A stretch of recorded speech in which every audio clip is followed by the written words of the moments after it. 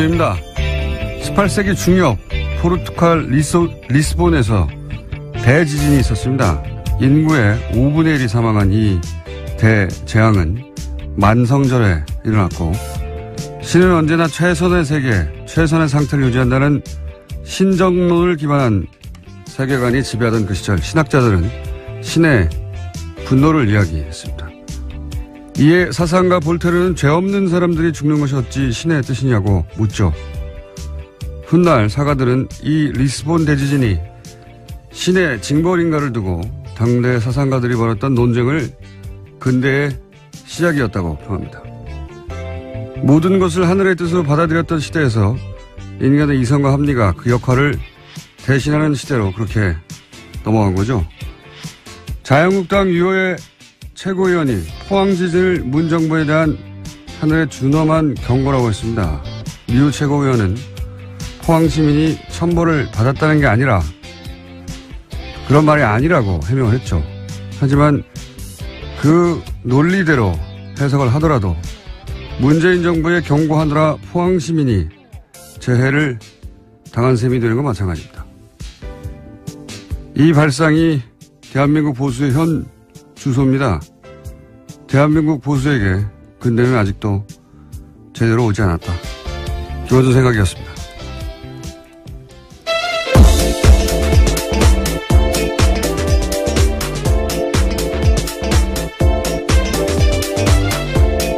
시사인의 김은지입니다.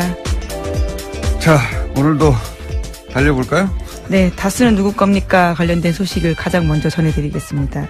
요즘 이 뉴스가 여기저기서 자꾸 나오고 있어요. 예. 네, 이명박 전 대통령의 아들 이시영 씨가 다스 핵심 납품업체 한 곳을 또 인수했다라고 어제 JTBC가 보도했는데요. DMI라는 곳입니다. 이 DMI는 다스 납품업체인데 자동차 시트 뼈대를 만드는 곳입니다. 다스 핵심 관계자의 말에 따르면요. DMI 등은 리틀 다스로 불린다라는 건데요.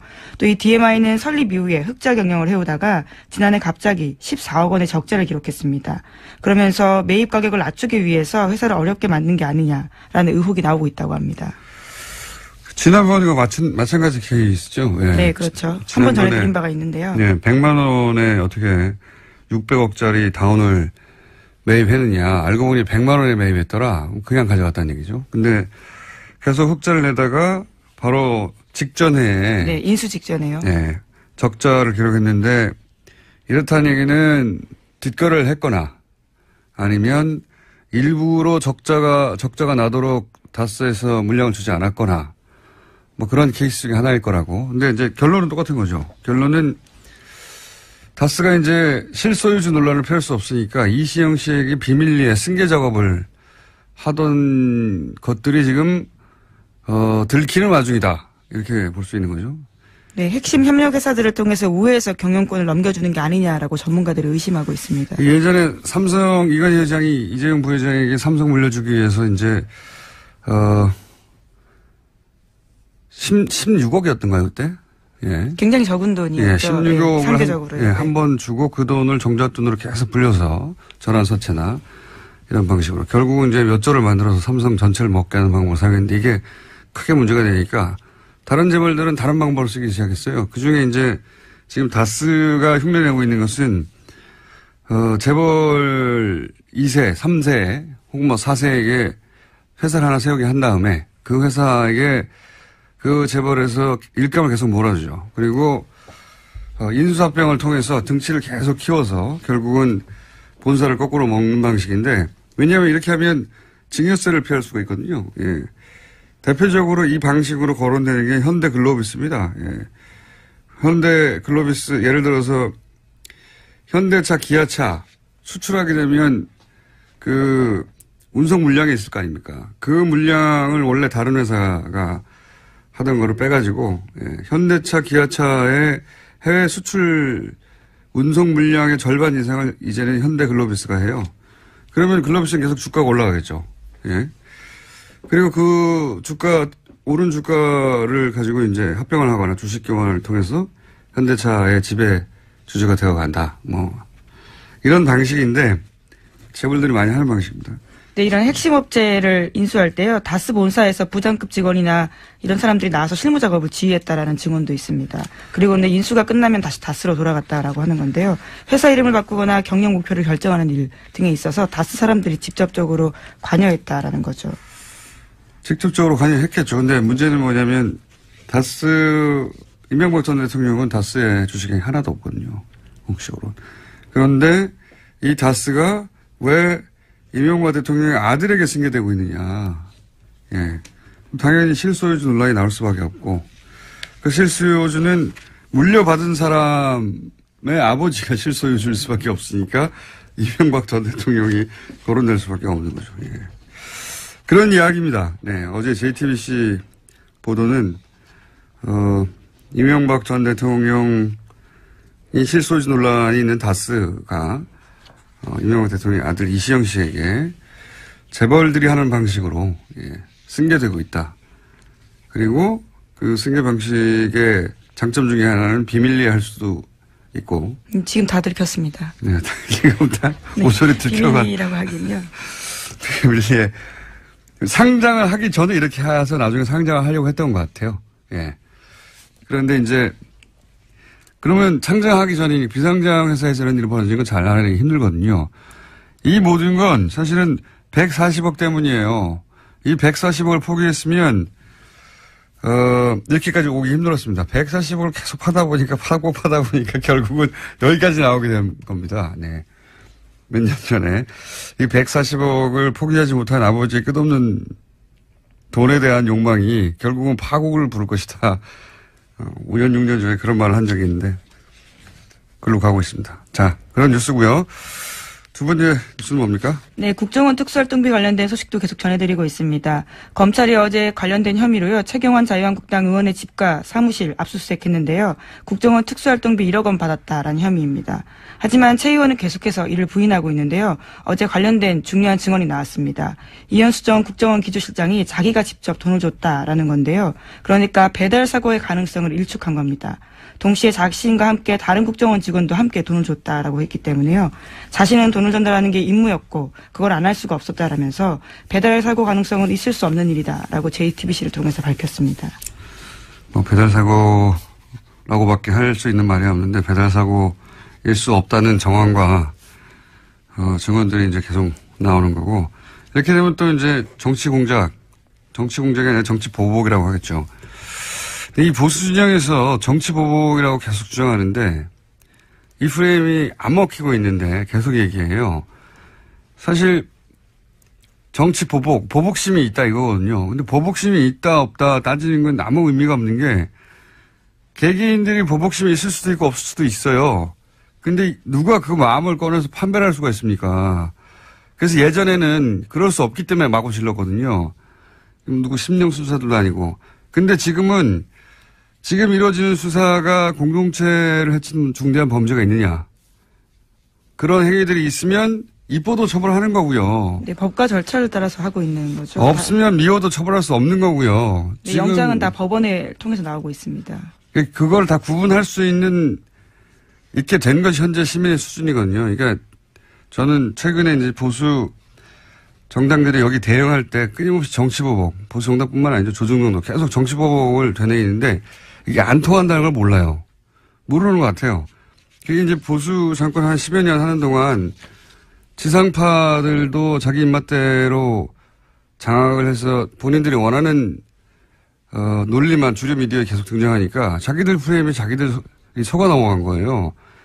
그 10년 동안 일반 시민들은 사실은 굉장히 다변화된 미디어 플랫폼으로 스스로 뉴스 찾아보고 스스로 뉴스를 전파하고 그렇게 진화를 했는데, 한 10여 년간 자기들을 보호할 거라고 생각하고 그렇게 장악하게 된 미디어 거기에 둘러싸여서 진화의 시간을 보수가 놓친 겁니다. 그러다 보니까 보수 정당에서 이럴 경우에 검찰도 계속 때리잖아요. 끊임없이 때리거든요.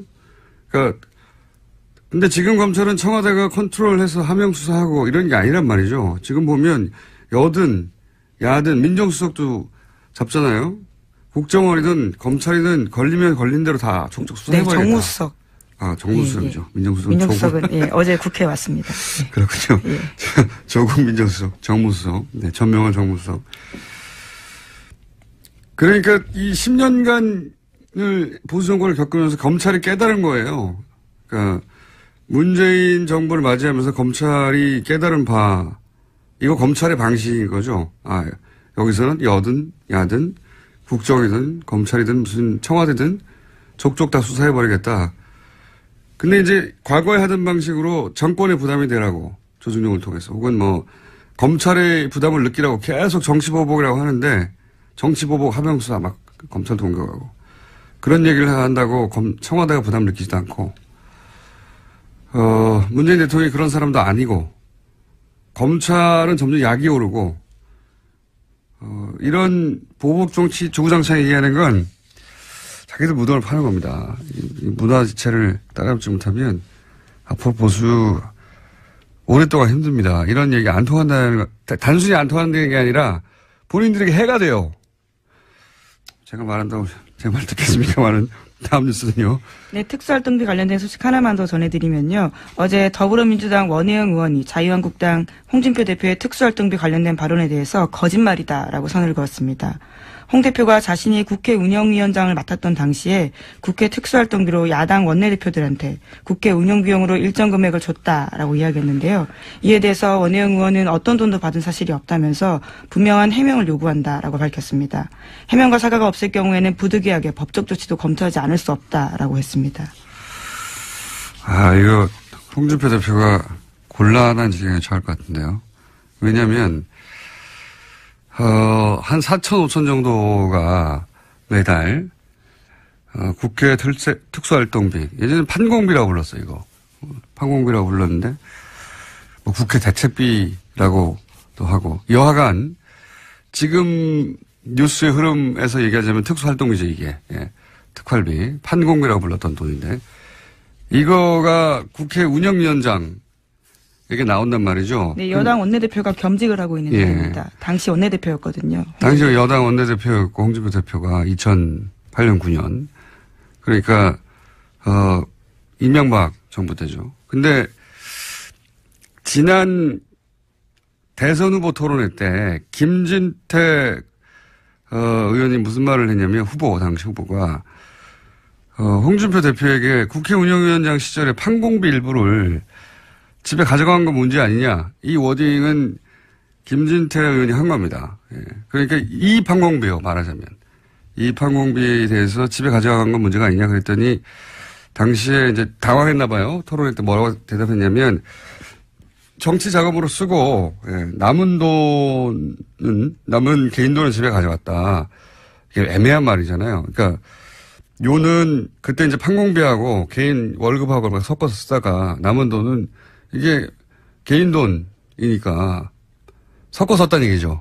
네, 이게 해명이 꼬이게 된 게요. 이 홍준표 대표가 가장 예민하게 여기고 있는 성원동 리스트와 관련돼 있습니다. 2015년 당시의 일에 대해서 해명하면서 처음부터 그렇죠. 발이 꼬였거든요. 왜냐하면은 지금 1억 2천 그때 당시에 이제 그 대선 후보 출마하면서 기탁금 1억 2천이 어디서 났느냐. 그 돈이 어떻게 마련되어 있느냐를 해명을 하던 와중에 끝에 이 얘기가 나오거든요.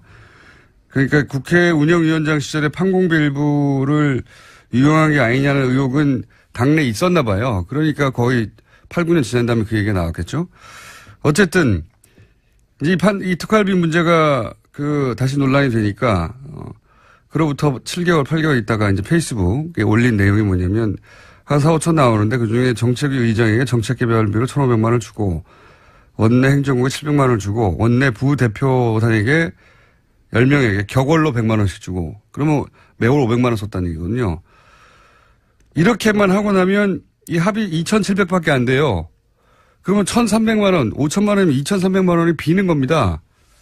그 비는 거를 메우려고 하다 보니까 야당 원내대표들에게 줬다라고 얘기를 했는데 야당 원내대표였던 당시 원혜영 의원이 나는 못 받았다 해버리니까 돈이 비는 겁니다 지금. 1,000만 원 이상이 매달. 그래서 이 말과 대선 후보 토론회 때 이야기가 다시 이렇게 맞물리게 된 거예요. 이 얘기를 왜 안 하나 모르겠는데. 그러니까 이 이야기는 단순히 지금 판공비 중에 일부를 원내대표한테 줬는데 못 받았다고 한다가 아니라 그 남은 돈을 집으로 가져간 게 문제가 아니냐는 6개월, 7개월 전에 대선 후보 토론 때 김진태 의원의 지적하고 맞물려서 남은 돈을 집으로 가져갔나 하는 의혹이 생기게 되는 이거 제가 보기에는 큰 문제가 될 수 있을 것 같습니다. 아마 7개월, 8개월 전 얘기가 생각이 안 나서 아직 기사화가 안 된 것 같은데 기자들이 곧 묻게 될 것 같아요. 이 문제는 위기입니다. 대표. 다음 뉴스는요. 네, 한겨레 21이 2012년 12월 국정원 댓글 사건이 발각된 직후에 국정원과 경찰 핵심 인물 10명이 전화와 문자를 주고받은 내역을 입수해서 분석했습니다. 이들은 12월 11일부터 엿새 동안 휴대전화 번호 14개를 사용했는데요. 그런 다음 서로 다른 500개가 넘는 번호를 통해서 총 3,300여 번 가까이 연락을 주고받았습니다. 분석한 결과에 따르면 예상대로 국정원, 경찰, 새누리당의 통화 내역이 나왔는데요. 여기에 새롭게 나온 게 있습니다. 청와대인데요. 이명박 정부의 청와대 시절에 여러 가지 통화를 했다라는 지점들이 나오는데 이와 관련되어 있는 인물들이 하금열 청와대 비서실장, 이달곤 청와대 정무수석, 이아무개 청와대 비서실장 선임행정관 등입니다. 그게 나오는 게 정상이죠. 예. 나오는 게 정상이죠. 네, 지금까지 밝혀지지 않았던 사실이라서요. 네, 청와대, 국정원, 경찰, 새누리당의 커넥션이 있지 않겠냐라고 당시도 이야기했었고, 예. 근데 이제 그 우울증이 이제 처음 나온 거죠. 예. 왜냐면 한 달 전쯤에도 얘기했던 것 같은데 서로 입을 맞추지 않으면 있을 수 없는 일이죠. 대선 후보 토론회 때 당시 박근혜 후보가 문재인 후보에게 그 국정원 여직원한테 수사 결과 아무것도 안 나오면 책임지라 그런 말을 하고 나서 토론회 끝나자마자 경찰이 아무것도 안 나왔다고 발표를 하죠. 중간 수사 결과. 심지어 중간 수사 결과 발표라고 이야기했습니다. 말도 안 되게. 네. 그리고 곧이어서 국정원에서는 고소고발을 하죠. 예. 바로 보도자료를 내고요. 관련된 사실에 대해서 공박을 시작했습니다. 이게 1년의 순서대로 주르륵 이어진 거거든요. 예. 그거를 짜지 않고 어떻게 했겠냐. 이 사실은 저는 이게 아주 큰 수사 대상이라고 보는 것이 그랬다는 얘기는 당시에 청와대, 경찰, 국정원이 명백하게 대선에 개입한 거거든요. 선거 개입. 요 선거 개입 건만으로도 큰 건이 됩니다. 이 국정원과 청와대와 국정원과 경찰과 새누리당이 각각 한 몸으로 대선에 개입했다는 얘기잖아요. 실제 특정 사건을 아무런 혐의가 없다고 발표를 중간에 근거 없이 해버리고 국정원은 거기 고소고발을 한다고 하고 대선 후보는 거기에 맞춰서 토론을 하고 질문을 하고 이거 수사해야 됩니다. 제가 왜 이런 얘기를 꼭 하냐면 제가 아직도 거의 6년치 3도 노출로 재판을 받고 있거든요. 공직선거법 위반 혐의로 그러니까 이게 있죠. 이런 걸 보면 화가 나요. 이렇게 거대하게 선거 개입을 하고 공직선거법을 위반했는데 이 사람들은 아무도 처벌을 받지 않고 저는 아직도 재판을 받고 있다는 게. 네, 당시 청와대 인사 중에 가장 통화가 많았던 사람이 이달곤 수석이었는데요. 차문희 2차장과 엿새 동안 6차례 통화했다고 하지만 자신의 해명이 이렇습니다. 자신은 그 사람을 아예 모른다라는 거고요. 전화가 스스로 통화했나요? 뭐 모른다고 하겠죠, 다들. 네. 자, 이거 수사해야 한다. 저는 강력하게 주장하는 바고요. 네, 재수사를 해야 된다는 말씀이신 거죠. 이미 한 번 수사를 해서 관련된 내용들을 경찰청, 서울경찰청 쪽 사람들은 뭐 혐의를 턴 적이 있거든요. 네, 공소시효도 끝나서 네. 사실 제가 주장한다고 될 일은 아닌데 저는 아직도 재판 받고 있어서 이거하고 비교할 수도 없는 일인데 자, 그건 그렇고 시간이 거의 다 돼가지고 너무 길게 얘기했네요. 예. 제목을 2개 읽고 짧게 논평하고 지나가죠. 네, 그러시죠. 5.18 민주화 운동 관련돼서 계속 알려드리고 있는데요. 이번에는 5.18 민주화 운동에 북한군이 개입했던 증거라면서 극우 인사 지만원 씨가 내놓은 사진이 있습니다. 이와 관련해서 SBS가 보도를 했는데 지만원 씨가 주장했던 북한군 사람이라고 하는 것은 남한 시민이었다라고 하는 건데요. 하지만 이 사진첩은 기무사의 비공개 사진첩에 있었다라고 합니다. 이런 걸 보면 사실은 5.18 이 북한의 소행이었다고 하는 프레임, 이 프레임은 그냥 우발적으로 혹은 뭐 누군가 개인의 소신에 의해서 주장한 게 아니라 군 혹은 뭐 국정원 그 정보기관을 통해서, 왜냐면은, 박근혜 정부 시절에는 탈북자라고 정체를 모를 사람이 나와서 TV조선에서. 종편에서 그런 주장을 많이 했습니다. 종편에서 그런 주장 되게 많이 했거든요. 예. 근데 그때 쓰였던 근거 자료라 하며 나왔던 사진이 이게 이제 기무사 비공개 사진첩에 있었다는 거 아닙니까? 그렇다는 얘기는 아마도 당시에 군이 찍은 사진, 뭐 보안사가 찍은 사진이 이 민간인에게 제공됐다는 건데 이거 뭐 지만원 씨가 기무사에 침투해가지고 뺐을 리도 없고요. 자신의 해명이 있는데요. 해당 사진은 언론사 데이터베이스에서 군 기록을 받았다. 변호사를 통해서 받았다라는 건데요. 어떤 언론사인지 변호인인지는 밝히지 않았습니다. 밝힐 수가 없겠죠. 언론사에 이게 없을 테니까. 처음 나온 사진인데. 그러니까 북한 사주서를 주장하는 게 단순히 개인의 혹은 뭐 한 사람의 극우 인사가 한 말이 아니라 이렇게 국가기관들이 끊임없이 그렇게 이명박 박근혜 시절에 유포하려고 했던 공작 중의 일부였다라고 저는 보고 이것도 역시 수사 대상이다. 수사 대상 너무 많아요. 지금 서울중앙지검이 수사를 꽉 차 있는 걸로 아는데 기억해뒀다가 제가 앞으로 한 1년 동안 계속 주장할 예정입니다. 예. 수사 대상이라고 하는 거 좀 기억해 주세요. 네, 국방부 5.18 특위 같은 경우에도 37년 만에 본 문서라고 하는데요. 그것을 지만원 씨가 가지고 있었던 거죠. 말이 안 되는 거죠. 예, 5.18 단체에서도 모르던 사진을 어디서 언론사에서 찾습니까? 말도 안 되는 거죠. 또 있나요? 네, 트럼프 대통령 소식만 하나 전해드리겠는데요. 트럼프 대통령이 26일까지 추수감사절 휴가 보냅니다. 그래서 마라라고라는 리조트를 가게 되는데요. 오히려 참모들의 근심이 깊어지고 있다고 합니다. 또 협의되지 않은 트위터를 써서 오히려 문제가 생길까 걱정하고 있다는 겁니다. 트위터에 대해서는 참모진들이 인터뷰를 따로 몇 번 했어요. 예, 언론들이 계속 물어보니까 우리는 대통령을 팔로우하지 않는다. 그다음에 대통령 트위터대로 정책을 하는 건 아니다. 이런 해명을 여러 번 했어요. 여러 번 했는데 최근에도 풀려난 농구 선수를 공격해가지고 또 논란이 되지 않았습니까? 예, 중국에서 명품을 훔쳐 체포됐다가 풀려났던 UCLA 농구 선수 있는데요. 그 선수들을 향해서 그냥 감옥에 뒀어야 된다라는 트윗을 올렸습니다. 왜냐하면 그 선수 중에 아버지 중 한 명이요. 트럼프 대통령 한 게 뭐냐 이렇게 이야기했거든요. 거기에 대한 반박이었습니다. 그러니까 보통 이렇게 국가원수가 어떤 큰 일을 하고 그중에 일부가 불만이 있을 수 있잖아요. 그거 개별적으로 대응하지 않거든요. 예. 그런데 선수 아버지가 트럼프 한 게 뭐였냐고 그랬더니 바로 풀려나지 말았어야 했다고. 사실 이렇게 개개인을 상대로 국민 한 사람 한 사람을 대응하는 거거든요. 이런 거 안 합니다, 절대. 이거는 동장 정도만도 안 하는 거예요. 굉장히 속 좁은 사람이에요, 진짜. 속 좁은 사람이고 자기밖에 모른다는 게 정말 드러나는 게 이 얘기하니까 또 생각나는데 미국 국무부, 우리로 지금 외교부죠. 외교부에 수많은 자리가 비어 있거든요. 그래서 전직 외교부 관료들이 최근에 정면으로 트럼프를 비판했어요. 이 자리를 채우라고 도대체 뭐 하냐고.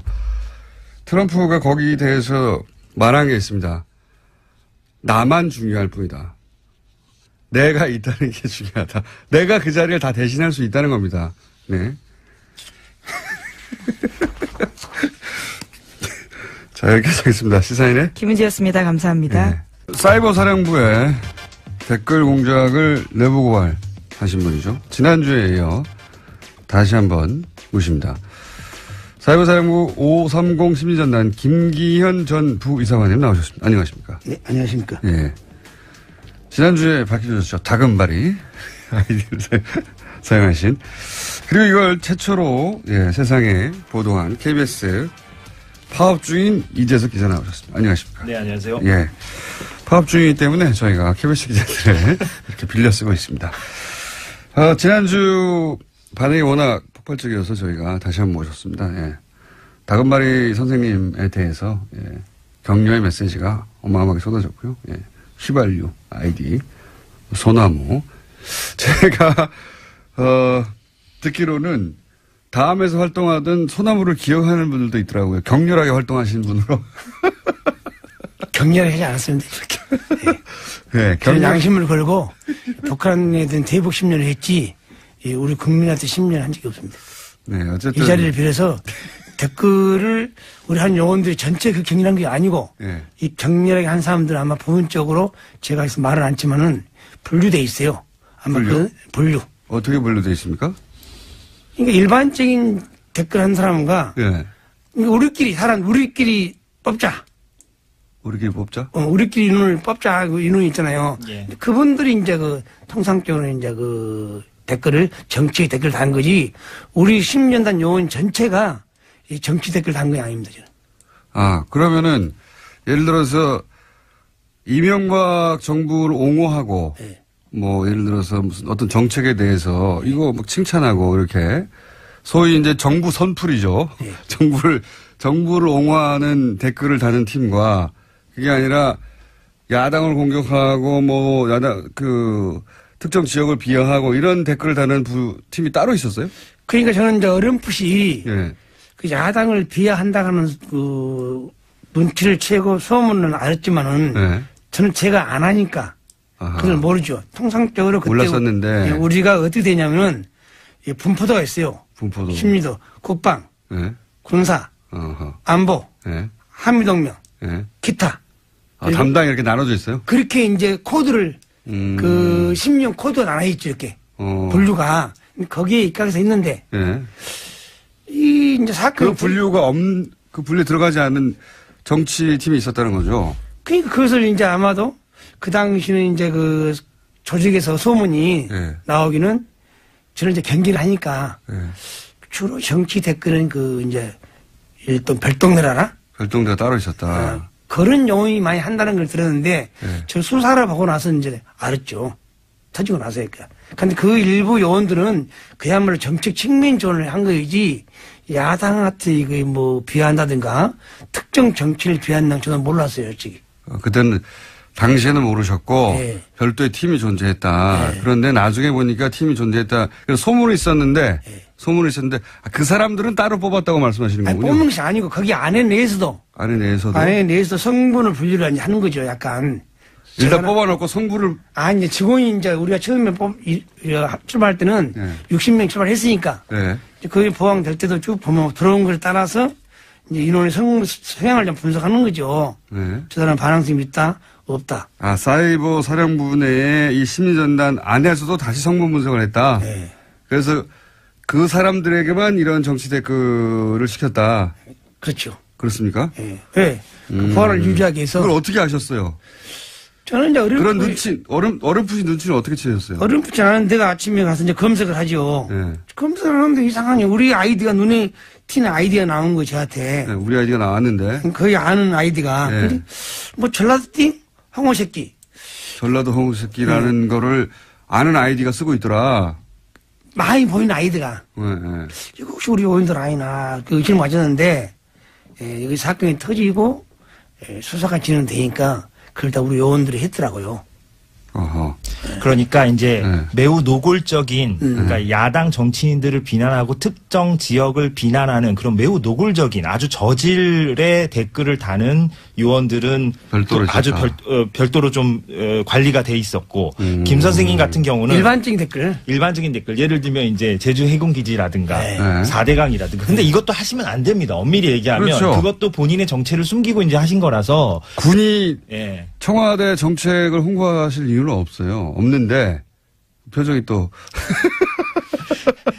저는 그래서 김 선생님도 이제 저한테 이제 고백하시기로는 네. 본인도 이제 그 책임에서 자유로울 수 없다라고 이제 말씀을 하신 건데 그러나 다만 이제 분명히 해둘 것은 좀 구분이 좀 필요하고 또 김 선생님 같은 경우는 이제 아주 이제 논리적으로 이제 그런 어떤 국방부의 어떤 논리라든가 군의 논리를 이제 그 작업을 하신 거예요. 최초에도 정책 측면이라겠지만은 군사, 예. 국방, 예. 한미 군사 동맹 예. 그런 내용만 정책 측면을 하는 거지. 예. 우리가 4대강 뭐 4대강이나 뭐 예교나 그런 정책 측면은 본래는 내용이 없었어요. 원래는 안 했는데 없는데 점점점 그게 그것이 들어왔으니까 보니까 점점 태색에 간 것을 이유를 보니까 계속 저쪽에서 불러요. 저쪽이라 하면 청와대요? BH에서. 청와대. BH 부르면 사람들이 왔다 갔다 해요. 예. 아마 거기서 비공식적으로 점점점 오다를 받아갔지 않았느냐. 맨 처음 출발할 때는 군과 관련된 군 정책 관련된 트윗만 댓글만 달았는데. 그렇죠. 제가 그 보를 쓰니까 팩트가 나오면요. 네. 국방, 네. 군사, 안보, 네. 거기다가 한미 군사 동맹. 요 영역만 하다가. 네, 하다가. 점점 일반 정책까지 넘어가기 시작했다. 네. 근데 그게 청와대로 왔다 갔다 하면서 점점 그렇게 변한 것이다. 저는 그것을 몰랐죠. 예. 보고서를 내가 그렇게 쓰니까. 네. 근데 그것이 내용을 사후에 밝혀진 걸 봐가지고는 이런 것도 했구나. 그걸 느꼈고. 그러니까 다른 사람들이 어떤 댓글을 다는지는 정확하게는 몰랐군요, 서로는. 네. 그리고 네. 나한테 모 사령관이 네. 정치인들을 비하하는 것을 안 했으면 좋겠다고 그러더라고요. 정치인들을 비하는 하지 말라고. 큰일 난다고. 네. 그런 말씀을 했는데 왜 이 사건이 터졌는가는 이해를 못 하겠어요, 지금도. 일부, 그러니까 아주 내밀하게 진행된 거군요. 그러니까 사령관도 모르게 네. 일부 저쪽과 라인을 꽂아서 했지 않냐. 그런 의심이 가더라고요. 저희 사령관님께서 진짜 나한테 그러더라고요. 나도 김 선생, 김광진 그런 정치인 안 했으면 좋겠어. 김광진. 네. 그거 안 해서 분명히 들었어요. 그렇게 안 했는데 이것이. 야당 국회의원 공격하고. 네. 하지 마. 정치에 오래된 사항은 하지 말라는 걸 분명히 들었는데. 네. 그것이 어떻게 진행되는 걸 모르겠어요. 그러면 그 일을 했던 사람들 나중에 알고 보니, 네. 요 사람을 했구나. 네. 그런 사람들은 어떻게 선발된 거라고 보십니까? 아마 그 안에서, 이제 선발된 인원은. 네. 그냥 일반적으로 뽑습니다. 그러니까 제 말은 네. 그 일을 하는 사람만 따로 했다고 하셨잖아요. 그것이 아니고 네. 이거 뽑대 인원 선출해가 우리 인원인 조직원이 있는데 네. 거기서 이제 그 일가 업무 시간 좀 파트했죠. 저는 지원 업무, 네. 또 검색 업무, 네. 작전 업무, 미디어 업무가 있잖아요. 네. 그럼 통상적으로 작전 업무를 담당한 30명이가 했지 않나. 그 30명을 어떻게 선발했냐 이 말이에요. 제 말은. 그 요원들인데. 예. 그 안에서 어떻게 뽑았냐 이거죠, 다시. 아무래도 이제 충성심이 좀 높아 보이고 말하자면 김 선생님처럼 좀 이렇게 쓴소리를 하는 사람이 아닌 사람들로. 그래서 이제 최근에 언론 보도가 된 게 이제 우리 편이라는 단어가 이제 그런 맥락에서 이제 나온 거 아니겠습니까? 이제 우리 편을 뽑아야 된다라는 맥락도 말을 잘 듣고 이제 어떤 쓴소리를 내지 않는 요원들 중심으로 지금 말씀하신 게 이제 2대, 그러니까 530 심리전단 안에 조직이 이제 1과 1대, 2대, 3대, 5대 이렇게 이제 구분이 되어 있는데요. 이건 뭐 아주 구체적으로 들어가는 내용이긴 합니다만 그 중에 이제 2대 그 조직이 그런 어떤 매우 전문적인, 제가 궁금한, 거기까지는 이제 알아듣는데 제가 궁금한 것은 심리전단에 이제 뽑혔다는 자체가 그런 충성심이나 이런 거 확인된 다음에 들어온 건데 그 안에서 다시 어떻게 뽑았냐는 거죠. 김 선생님이 모르시는 거 보면 본인은 그런 시험을 본 적이 없는 거 아니에요? 그 안에 들어가는.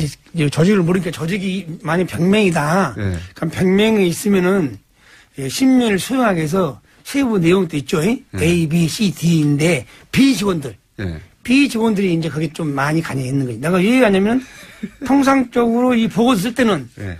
국방, 군사, 안보, 한미 군사 동맹을 썼는데 어떻게 그 청와대 보고할 때 그런 보고서 나왔냐 이게니까. 그러니까 본인이 모르는 코드로 작업한 사람들이 있었다는 거잖아요. 네. 보고서를 쓸 때 보니까 이거 누가 어떻게 작업했지? 제가 궁금한 건 그 30여 명의 이 팀은 네. 그 안에서도 어떻게 선발했냐 이겁니다. 제가 궁금한 건 선생님은 왜 못 들어가셨어요 거기에? 저는 거기 높은데 못 가지 그러니까. 어떤 특정 시험을 본다거나 이런 건 아니고 네. 그 2대의 그 조직원들이 그 활동을 어떻게 하게 된 거죠. 결과적으로. 주도적으로 그렇게 하게 된 겁니다. 그러니까 그 2대 대장을 필두로 해서. 무슨 뭡니까? 특별청. 신원조회를 해가지고 그 안에 특정 지역만 선발한다든가 아니면 특정 대학만 선발한다든가 근데 그 당시 볼 때 그 작전 담당하고 우리 이제 단장하고 그 요원들 면담을 많이 하더라고요. 면담하고 쭉 관찰해가지고 여기는 보안이 유리되겠다. 투입시키는 거죠. 그래서 별도로 뽑는 것이 아니고. 별도로 뽑지 않는다는 거 알겠는데 이 똑같은 질문을 여러 번 하는데 그 안에서 어떻게 선발하느냐. 선발하는데 선발은 제가 구체적으로 여쭤볼게요. 혹시 그 지역 분들은 예를 들어서 경상도 분만 뽑는다든가 아니면 무슨 육사 출신만 뽑는다든가 아니면 무슨 어디 후배들만 뽑는다든가 그런 게 있었어요? 그 팀은 가만히 보니까 주로 이제 눈을 쭉 보니까 참 이런 말 하면 안 되겠지만 내가 하세요. 이제 좀 지역도 많이 고려한 것 같더라고요. 아, 그렇군요. 예. 아니, 간단한 질문인데, 이거 10분째. 그러니까 이제 특정 지역만 골라낸다든가, 뭐 특정 출신만 특히 골라낸다든가. 이제 충성심이 강한 사람. 알겠습니다. 단편지를 말하면. 그러니까 특정 지역을 주로 선발해서 그 지역에게 그 지역 감정을 유발하는 댓글을 쓰게 만들고 정치적으로 그런 일을 시킨 거잖아요. 아주 사악한 거예요. 예. 그런데 제가 말씀드리고 싶은 것은 정치 댓글은 정책 측면 지원을 한 것은 있지만은 정치 댓글을 이렇게 정치인들이 막 부각된 걸 보고는 내가 놀랐어요. 그것은 아마 은밀히 이 다른 PH하고 협조를 했지 않냐. 왜? 그게 아따가 되기 때문에. 네. 그러니까 그 보고서를 만들면은 누가 승인해주고 보는 사람이 있는 게 그걸 만들지. 그렇죠. 뭐다 이걸 보고를 합니까? 그 정치인들 그 누트나게. 네. 식민도 아닌데. 네. 그럼 그건 내가 봤을 때는 그 정황으로 봐서는 반드시 뭐 김강진이나 야당 의원들 폄하한 것은 오다를 받았고 했지 국방부 장관이나 그런 오다한 건 없는 거 아닙니까? 그러니까 국방부 혹은 심리전단이 스스로 판단해서 정치댓글을 단 게 아니라 정치댓글은 본인의 경험상 틀림없이 청와대 오다에 의해서 실시했을 것이다. 그렇죠. 왜냐하면 네. 청와대를 왔다 갔다 하는 내용을 봤으니까. 알겠습니다. 지금이라도 그분들이 장관님을 무시하고 지휘체계를 무시하면서 PH를 당했기 때문에 나는 PH에서 누가 불러서 거기를 갔다. 가서 무슨 회의를 했고 무슨 오다를 받아왔다. 그분들이 깨끗하게 양심선언을 좋겠으면 될까. 현 단계에서는. 그래야 우리 안보가 더 튼튼해지고 이걸로 혼란이 안 오죠. 예. 알겠습니다. 자, 지난주에 저희가 네. 얘기하려다가 시간이 부족해서 못했던 것 중에 오늘 제가 질문 하나가 거의 10분을 까먹어가지고. 그러니까 특정 지역 출신들을 골라가지고 특정 지역을 공격하게 만든 거잖아요. 그 얘기를 질문하고 싶었는데, 힘들었습니다. 지난주에 이거 있지 않습니까? 김석중 씨. 네. 김석중 씨가, 양심 선언을 하려고 했던, 네, 그런 의지를 가지고 있었던 친구였는데, 네. 그 김석중 씨가 교통사고로 사망을 했습니다. 네. 근데 교통사고로 사망한 것에 대해서 유가족들은 당연히 의혹을 제기합니다. 그죠? 예. 의혹을 제기하는데. 예, 뭐, 결과적으로는 물론 가해자와 합의를 하긴 했습니다. 예. 네. 예. 근데 이제 지난 시간에 잠깐 말씀하셨지만 정황 자체는, 중간에 전입을 온 분이고, 이분이. 네네. 전입을 와서 그런데 그 댓글 수사가 진행되는 동안 이분이 다른 곳으로 잠깐. 네, 교육 갔다 오죠. 네, 교육 갔다 오는 바람에, 이분이 쓰던 컴퓨터를 그냥 두고. 제 방에 방치해놓고 갔죠. 압수수색이 안 되는 바람에 그 안에 자료들이 들어있었다. 네네. 그렇죠. 네. 그래서 나중에 봤더니 자료가 잔뜩 들어있는데 그 자료 중에 이분이 보니까 자신이 작성하지 않은 청와대 문건이 그 안에서 나왔다는 거 아닙니까? 그렇죠? 그렇게 김 선생님에게 제가 이제 예. 와서 나한테는 말이 이 CD를 가지고 와서 예. 저한테 형님이라고요. 형님, 내가 작성하는 보고서 이 안에 많습니다. 네. 무슨 보고야? 그랬더니 본인이 작성하지 않은 보고서가 많다. 네. 무슨 보고야? 청와대 보고한 용의가 많다고 그래요. 그 CD를 나한테 주더라고요. 네. 보고를 하라고. 네. 그냥 보고하지 않겠다. 가지고 가라. 그렇게 끝냈죠. 그리고 나서 이제 이분이 내부 고발자로 지목이 됐다면서요? 네. 네. 그래서 괴로워하고 그러다가 이분을 다른 곳으로 전출을 보냈다면서요? 그렇습니다. 네. 그러니까 내부 고발자를 받았지만은 네. 그 이전까지도 조금 행동이 좀 부실했어요. 업무가 좀 나태하고 그렇게 했는데 아마도 이제 그렇게 나태하다 보니까 제보자가 아니냐. 네. 그렇게 어명을 받아가면서 저는 대구 가서 죽는까지는 모릅니다. 네. 가기 전에 50일 동안 거기서 인간 이하 취급 받았죠. 그 안에서. 예, 네. 대갑질 받았죠. 사병들하고 같이 가둬놓고 규정도 없는 거 혼자 있게 만들고 그래서 내가 몇 번 거인했죠. 저분도 한 인격체니 네. 일단 죄를 지었으면 네. 관련 규정과 절차에 따라서 징계를 합시다. 네. 그러나서 교육을 쉽게 쓰든가 네. 보내는 거 해야지 네. 저렇게 막무가내 가둬놓으면 인권을 무시하고 가둬놨죠. 가두는 거 아니라 좀 심한 말이지만은 그 병사들 같이 놔둔 거지. 간부인데. 간부를 네. 병사들하고 따로 아니죠. 건물 출입구 옆에 안내 데스크에 네. 가둬놨어요? 사병들하고 사실상 이제 가둬놨다는 표현은 좀 뭐 그럴 수 있겠습니다만, 예, 그러니까 거기에 이제 방치죠 한마디로, 그러니까 그러니까 한마디로 위에서 속된 말로 좀 찍혀서, 그래서 구석에 처박아놨군요 한마디로 말해서. 구석에 처박아놨는데 지금도 기분 나쁘게 내가 몇 번 갔어요. 네. 가서 이 사항은 빨리 해결하자. 그러니까 처벌하는 것도 아니고 그렇다고 다른 곳에 보내는 것도 아니고. 그러면서 이제 협박하고 회유하고 겁박하면서 너가 이거 있을래? 너 대구로 갈래? 다른 데로 갈래? 그런데 그분한테 다른 데로 전출 가는 그분한테 조심하라고 그러셨다면서요? 한번 와가지고 저한테 이제 너 가니 비 오는 날 가지 말고. 비 오는 날. 예, 술 먹지 말고. 네. 그리고 밤에 가지 말아라. 왜 그렇게 말씀하셨어요? 특히 갓길 가지 말고. 갓길 가지 마라? 예. 왜 그렇게 말씀하셨어요? 제 직감으로 이제 말한 거지, 이제. 직감으로요? 예. 과거에 혹시 계속 이제 방첩 관련 일을 하셨으니까, 첩보 일을 하셨으니까, 과거에 혹시, 이 죽음은 이상하다, 그런 기억 때문에 그런 말씀 하셨어요? 그런 것보다는 자기 안전을 위해서 내가 선별해서 준 거 해준 거죠. 뜬금없이 전술 가는 사람한테 왜 갓길 다니지 말고 밤에 다니지 말고. 제가 또 양심선언으로 말하기 때문에 네. 그런 말을 돌았어요. 그럼 또 누가 암만 그 사람이 민주국가에도 암만 정부도 반대파 있지 않습니까? 혹시 반대파가 해코지하지 않나 그래서 내가 주의를 줬지요. 그러니까 네. 그런 주의를 주신 이유가 있을 거 아닙니까? 혹시 그걸 은폐하는 세력들이 네. 자기를 합리화하기 위해서 네. 그걸 나가면 자기 합리 안 되잖아요. 입을 막기 위해서. 입을 막기 위해서 할 수도 있다. 그렇게 생각하셨어요? 최고의 가능성을 내가 여러 번 그런 일을 보신 적 있으세요? 없죠, 그러니까. 없는데 왜 그런 말씀 하셨어요? 어쨌든 그런 말씀을 하신 건 사실이에요. 사실이고 제가. 예. 갓길 다니지 마라, 밤길 다니지 마라, 술 먹지 마라. 네. 그런데 이분이 실제로 술을 한잔 하셨다고 하는. 그렇게 추정이 됩니다. 확인은 안 되고. 술을 마셨는지 안 마셨는지 확인이 안 되는데 술 마셨다고 이제 얘기하고 있는 거죠. 예.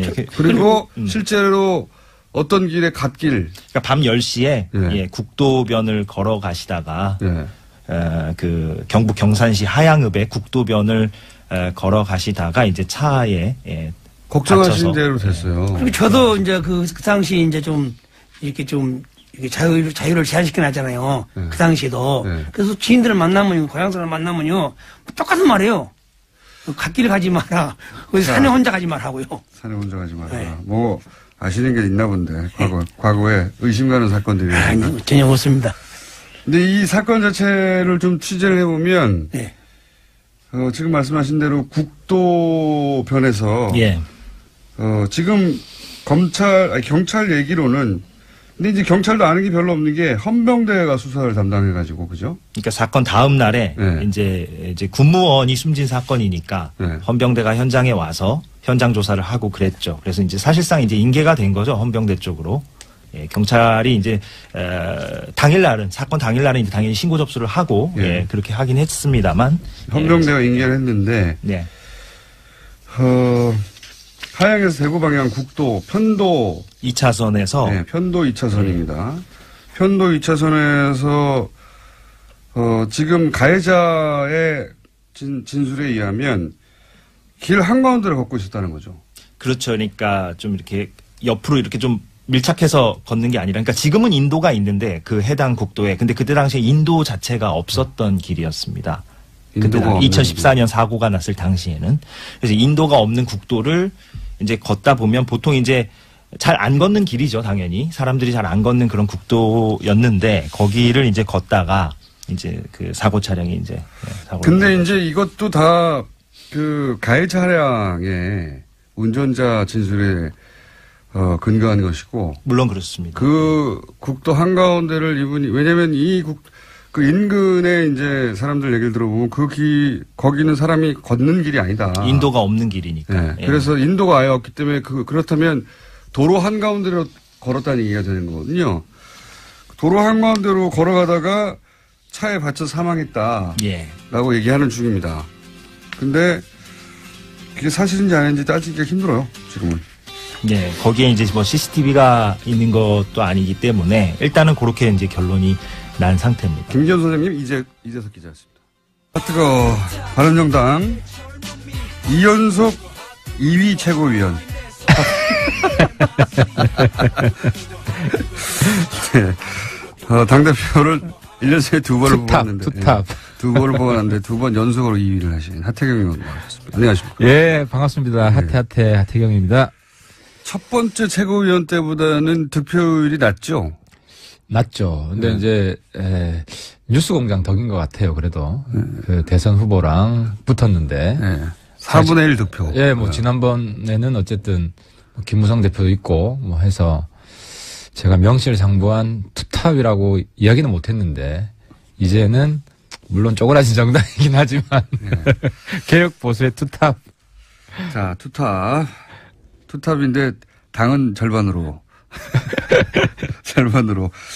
근데 이제, 유승민 대표하고 안철수 대표하고 한번 만난 이후로 적어도 국민의당에서는 예. 안철수 대표가 통합으로 가는 당대당 통합으로 가는 로드맵을 확실히 정했나 봐요. 예, 글로 쭉 가는 것 같은데 유승민 대표한테는 얘기 들어보셨어요? 이 통합에 대해서? 진지하게 얘기를 했죠. 예. 근데 이야기를 했는데 이제 제가 이건 정말 일관되게 제가 말씀을 드렸는데 선거연대까지는 반드시 한다. 선거연대라는 건 지방선거에서 지방선거까지 후보를 낼 때 연대한다. 그렇죠. 우리가 공동선거를 한다. 이거는 이제 해야 되는 거고. 근데 이제 합당 문제는 별개의 문제다. 물론 이제 우리 당에 합당론자도 있습니다. 지금 11명 중에 몇 명이 합당론자입니까?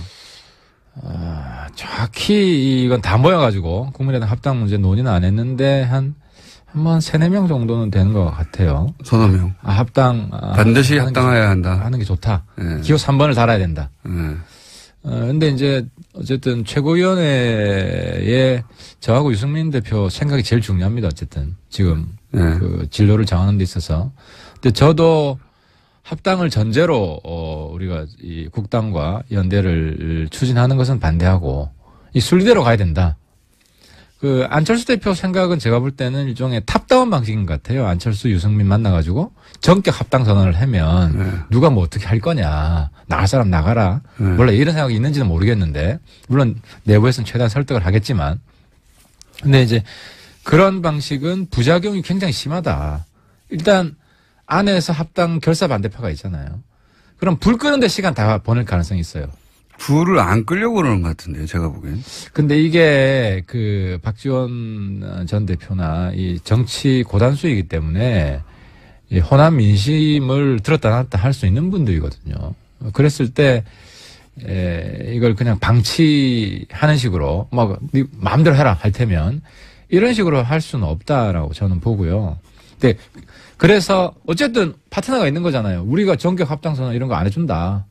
안 해주고 선거연대까지만 하고 그 다음 것은 상황을 봐서 바른정당이 국민의당에서 예를 들어서 이렇게 이제 끝장 토론을 한다지 않습니까? 예. 오늘. 예. 오늘 끝장 토론을 했는데 접점이 없어요. 없겠죠, 당연히. 예. 합의 결론이 어렵겠죠. 예. 서로 각자의 주장을 하다가 끝나겠죠. 그런데 대략 지금 새는 합당의 반대파가 숫자는 더 많지 않습니까, 현재? 국민의당 내에서. 국민의당 내에서 합당을 반대하는 쪽이 20명이 넘어갔어요, 예를 들어서. 그리고 그분들이 여차하면 탈당할 수도 있다. 탈당이라면 이제 이렇게 되면 거의 분당 수준이죠. 반반이니까 거의. 반이 넘을 수도 있으니까. 분당하겠다 했을 때 안철수 대표 입장에서는 이런 계산인 것 같아요. 결국 분당을 하던 탈당을 하던 그런 숫자가 말은 많지만 실제로 얼마나 되겠느냐. 일부 나가도 그렇게 그 과정에서 이제 탈호남하는 이미지를 이제 가지고 그래서 일부 어차피 말 안 듣고 자기하고 계속 반기를 들고 탐탁치 않아 하던 사람들은 나갈 테면 나가고 그래봐야 크게 숫자 없을 테니까 나머지 한 10명 정도 나가더라도 한 30여 명 가지고 예. 그래서 제가 요즘 역할이 그런 거 아닌가요? 그런 거에 그렇게 보이죠. 제가 요즘 역할이 국민의당 구당파 역할을 해주고 있는 것 같아요. 사실 제가 어제 중재안을 낸 거예요. 안 대표 쪽이랑 소위 말하는 뭐 비안 반안 계열이랑 그래서 이제 어떤 중재안을 내셨죠? 선거연대를 하자. 이거 합당 아니다. 그러니까 의원님 얘기를 듣지는 않겠죠. 아니 근데 이게 제 이야기를 들어야 되는 게 박지원 대표님도 제가 볼 때는 조금 과도하신 게 아니 합당 파트너로 바른정당 있고 거기 사실상 뭐 우리 당 지도부를 대변하는 제가 합당 아니라고 이야기를 하잖아요. 아니 그런데 안철수 대표는 오늘 의총석상에서 그럴 거예요. 반드시 합당하자는 건 아니다. 근데 연대를 강화하자는 거다. 그렇게 말이 아니라 통합으로 가야 한다고 지금 계속 메시지가 나오니까. 안 대표 부근에서 나오는 거죠. 네. 부근에서 나오는 거고 안 대표 입장에서는 대표니까 여러 목소리 수렴해야 되는 거고. 본인의 생각이 그런 것 같은데요. 아니 그래서 아니에요. 네. 의총하다 보면 또 그렇게 안 돼요. 이 대표는 자기 이야기를 먼저 발제를 하는 게 아니라 여러 사람들 이야기를 듣고 이제 수렴해서 뭐 어떻게 하겠습니다. 이제 결론을 내줘야 되기 때문에 그래서 제 생각에는 하태경의 중재로 선거연대 정도로 일단 하는 걸로. 그래서 어제 박지원 대표 어디 YTN인가 어디 인터뷰를 보면 그 선거연대는 그럼 반대합니까? 선거연대는 할 수 있지. DJP도 선거연대고. 근데 연대와 합당은 다르다. 선거연대와 합당. 그래서 사실상 국민의당 내에 선거연대를 반대하는 사람은 어제부로 사라졌어요. 공식화된 거예요. 본인이 원하는 대로 보시는군요. 아니, 그러니까 그런 식으로 그 지도부도 끌고 나가지. 저기서 대립을 더 심화시켜가지고 야 계속 싸우자. 제가 안 대표이고 안 대표 측근이면은 물론 뭐 주도권을 잡기 위해서 초반에 그렇게 몰아붙일 수는 있죠. 하지만 그렇게 불을 꺼야 된다 내부에. 왜냐하면 이걸로 확정을 해가지고 합당파 이겼다고 쳐요. 우리가 합당 안 하겠다는데. 그때가 되면 또. 그때가 아니라 오늘 내일 뭐 이번 주에 합당 결의를 하더라도 우리가 합당 좋다 합시다. 그러면 바른정당에서는 어떠한 경우에도 지방선거 전에는 합당 안 합니까? 예를 들어서 한 25명이 나갔어요. 15명 남았어요. 15명 남았는데 합당하자고 그래요. 그런 식으로 이야기하면 한국당하고도 정치는 생물인데 홍준표 날라가고 이제 보수에 아무도 없다. 좀 살려주세요. 우리 보고 당권 잡아라. 이러면 우리 그냥 점령군으로 들어가죠. 거기는 그러니까 그런 일이 일어날 기미가 별로 안 보이지만. 있죠. 홍준표 대표가 요즘 막 활동비로 스텝이 꼬이잖아요. 여기서 그 말씀만 드릴게요. 특활비. 특수활동비를 처음에는 국회 운영위원장이 와이프한테 특수활동비를 줬다. 남는 거를. 그러다가 어제는 페이스북에 그 특활비로 준 게 아니고 월급 남는 거로 줬다. 근데 이거는 제가 말씀드릴 수 있는 게 월급으로 주면 현금으로 안 줘요. 계좌로 들어갔다 계좌로 들어가지. 특활비는 현금으로 줍니다. 현금으로 나오기 때문에. 그래서 근데 월급을 현금으로 줬다. 이거는 국회의원 해본 사람 입장에서는 말이 안 되는 거다. 말이 안 된다. 그리고 두 번째로는 여기 비니까. 그러니까 지금 특활비로 와이프한테 줬다는 걸 월급으로 준 거 됩니까? 이런 식으로 얘기했죠. 좀 더 제가 보강 설명을 하자면 홍준표 대표 여기 안 계시니까 본인이 이제 특활비 판공비라고 불렀죠 그때는. 네, 판공비죠. 그게 그거예요. 근데 좀 달라요. 판공비는 영수증이 있어요. 근데 특활비는 영수증이 없어요. 근데 이제 그걸 섞어서 얘기한 것 같아요 보니까 국회 운영위원장 몫으로 나온 판공비, 그 판공비 한 4, 5천 되는데 그 중에 일부를 집에 갖다 준 거 아니냐라고 김진태 의원이 이제 토론회 과정에서 지적을 하거든요. 약간 당황을 했어요. 그래서 아니 이제 정치 자금으로 쓰다가 남는 거는 내가 월급하고 섞어 썼기 때문에 집에 갖다 줬다. 집에 갖다 줬다를 부인하진 않았어요. 뭔가. 김진태 의원도 뭔가를 들었고 그리고 홍준표 대표도 그 자리에서는 바로 반박하지 못하고 섞어서 썼다. 이렇게 얘기했는데 지금은 섞어 쓸 수 없다. 월급이라면 통장으로 들어갔어야 되는 거다. 이렇게 말씀하시는 거고. 그리고 또 하나는 이제 나머지 비니까 아무리 이제 계산을 해도 야당 원내대표 이때 줬다고 했더니 야당 원내대표 당시 했던 원혜영 대표 난 받은 적이 없다. 의원이. 그렇죠. 부인을 해버렸죠. 그러니까 이게 돈이 좀 빕니다. 그게 운영이라는 상임위잖아요. 상임위가 있으면 상임위원장도 특활비가 있습니다. 특활비가 있으면 간사들한테도 얼마씩 줘요. 그래서 제가 오늘 폭탄 선언 좀 하려고 그러는데 딴 게 아니라 폭탄 아니기만 해봐요. 국회 특활비 폐지를 해야 됩니다. 아예 폐지를 하죠? 아예 폐지를 해야 됩니다. 그러니까 무슨 이야기냐면 활동비를 없애자는 게 아니라 영수증을 다 첨부하게끔 해야 된다는 거죠. 지금 저도 기분이 나빠요. 예를 들어 이제 특활비를 국회에서 제가 받잖아요. 네. 받으면 어떤 때 주냐면 뭐 새롭게 특위를 만들어서 네. 우리가 추가 근무를 하는 거예요. 그거는 아주 오래된 관행이죠, 국회에. 네, 그러면은 네. 그 간사들이나 할 때 봉투를 주는 거예요. 네. 그럼 꼭 보스가 밑에 사람 주듯이 네. 아이 수고했어. 네. 아니, 같은 국회의원끼리. 그리고 이제 그걸 받아서 밥 먹으라고 하면 가서 밥 먹죠. 우리 밥 먹죠. 예. 뭐 그렇게 쓰는 건데. 예. 근데 이제 기분이 나빠서 안 받진 않으셨잖아요. 그래서 이제는 거부하겠다. 이제는 거부하겠다. 이제 왜냐하면 이번에 국회 특활비도 개혁을 해야 된다. 그래서 저는 어제 정세균 의장님이 뭐 국정원 특활비 받았다는 의원들 이름 나오니까 불쾌하다 이런 말씀 하셨는데 의장님이 그런 말 하실 때가 아니라 그 의장님 특활비가 제일 많거든요. 의장님이 특활비를 이제 없애라. 판공비. 그러니까 판공비 헷갈린다니까. 네. 특활비는 영수증이 없다니까요. 그래서 네. 자기 개인 집한테도 갖다 줘도 되고 유용할 수가 있는 건데 이거를 특활비는 폐지하겠다. 아예 폐지하고 다 영수증 있는 돈으로 바꿔라. 그리고 영수증 없는 돈은 남은 거는 전부 다 포항 지진 성금으로 내겠다.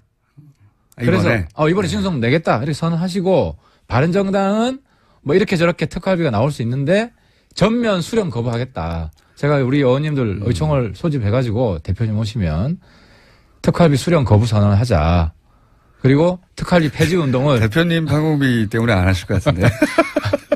우리 대표님도 이제 특활비 안 받겠다. 네. 선언을 하시자고요. 당연히 적으니까 그럴 수 있죠. 조금만 그걸 떠나서. 아니, 근데 이게, 저도 이 특활비는 말이 안 된다고 생각하는데, 굉장히 오래된 관행이더라고요. 국회가 존재해왔던 이래로 항상 액수의 차이는 있어 왔다. 근데 과거에는 그랬을 것 같아요. 요즘은, 특활비로 저도 뭐 한노위 간사도 하고, 뭐, 최순실 청문회 때도. 위원장 되면 위원장한테 나오고, 간사 되면 간사한테 나오고. 그렇죠. 그러니까 네. 일종의 추가 노동수당이에요. 뭐 그런 개념은. 예. 그러니까 이거는. 예전에 설날 우리가 이제 떡값이라며, 예. 기업에서도 줬던.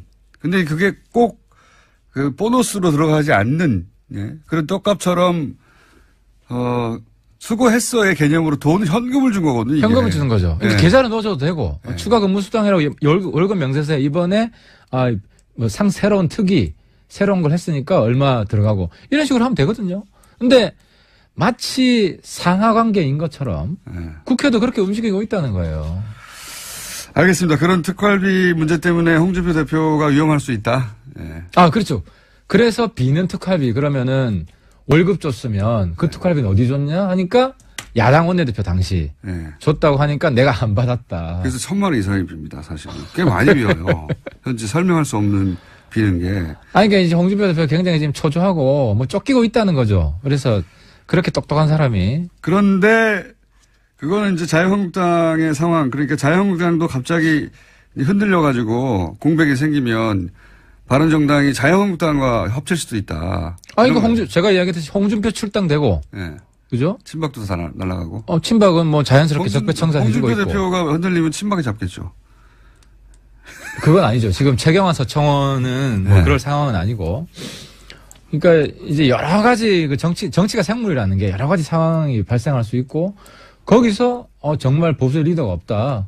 우리 유승민 비대위 비대위 맡아서 정권을 행사해라. 절대 그런 일은 안 일어날 거라고 봅니다. 그러니까 이런 상황이 발생하면 우리는 한국당 비대위로 들어갈 수 있다는 거예요. 거기는 그 가능성이 매우 제로일 수 낮지. 제로일 수 있는데. 근데 홍준표가 날아갈 가능성은 전 낮지 않다고 봅니다. 여러 가지 대법원. 홍준표 대표가 혹여 그런 일이 벌어지더라도 바른정당 들어와서 비대위를 니네가 해라. 이건 뭐 본인이 먼저 날아가는데 그때 본인의 목소리. 그런 일은 안 벌어질 거라고 근데 이제 제가 지금 말씀드리고 싶은 것은. 근데 국민의당은 지금 사실 끝장 토론이라고 할 만큼 세력도 크고 큰 세력 둘이 부딪혔고 한쪽에서는 뭐 탈당이니 분당이니 심리적 분당이니 이런 얘기가 이미 나온 상태잖아요. 그러니까 아무튼 한쪽이 이렇게 나갔어요. 만약에. 그러면 20명 이상이 나갔다. 예. 먼저 나갔으면은 그러면은 남은 사람들끼리는 편하죠 이야기가. 근데 문제는 뭐냐면 제 말이 그겁니다. 그런 걸 그리는 게 아닌가. 그게 아니라는 거예요. 안철수 대표는 바른정당은 아니더라도 제가 볼 때는 우리랑 비슷한 문제인데 바른정당과 국민의당 둘 다 양당 환원론자가 있는 거예요. 그냥 뭐 소선거구제고 하니까 뭐 이쪽 한국당으로 모여라. 네. 그러니까 박지원 대표도 보면 한국당 제발 좀 가줘. 우리 민주당 가고 싶어. 이게 실제 본마음이 아니냐. 물론 박지원 대표는 100% 그러진 않을 거예요. 근데 다른 몇 분들은 민주당으로 가고 싶은 명분을 자꾸 그러니까 예를 들어 오늘 제가 우리는 바로 합당하겠다라고 하면은 안철수, 하태경, 유승민 간의 합당 모종의 음모가 진행되고 있다. 우리는 이걸 막기 위해서 이제 탈당해가지고 이제 새로운 민주 세력을 그죠? 호남 정통 민주 세력을 우리가 뭐 구출하겠다. 이런 명분을 자꾸 찾으려고 하는 것 같아요. 그래서 그 명분을 안 주려고. 안 주려고 하는 게 아니라 박수 받지 않고 시너지가 없는데 왜 합니까? 안 그래도 쪼그라들었는데 우리는 더 쪼그라드는 이제 더 이상 우리 내려갈 데가 없어요. 자, 그러면은 국민의당과 당대당 통합을 만약에 할 수 있다면 어떤 전제 조건이 있어야 되는 겁니까? 20명 이상 반대. 영원한 국민 20명 이상 탈당? 주민들이 박수 쳤으면은 우리 할 수 있어요. 호남 주민들이 박수 안 쳐줍니다, 지금은. 아니, 여론조사를 보면 호남 보더라도 호남의 지금 민주당 지지가 한 70-80% 되죠. 그 정도 되겠죠, 뭐. 그죠. 그런데 바른정당 합당에 찬성하는 게 한 37-8%.